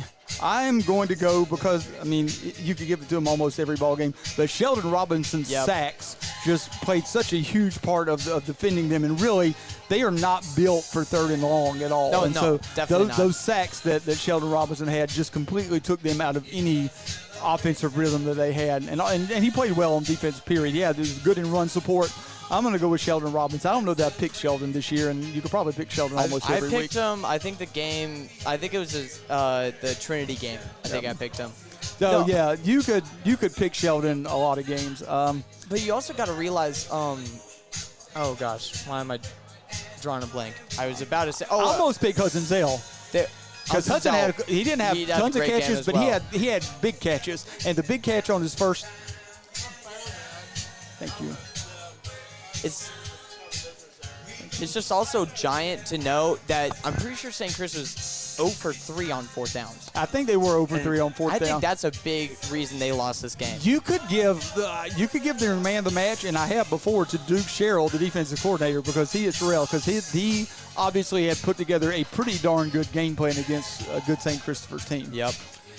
Well, so we will see you again. We'll be live and in living color again from Richmond, Virginia next Friday for a 3:30 kickoff at Collegiate School. We will travel down to Collegiate and play the Cougars of Collegiate, a 3:30 kickoff there next Friday. So that's a Friday game, not a Saturday game. I am Coach Chris Holmes. And I'm Troy Lupian. Take care and go Tigers.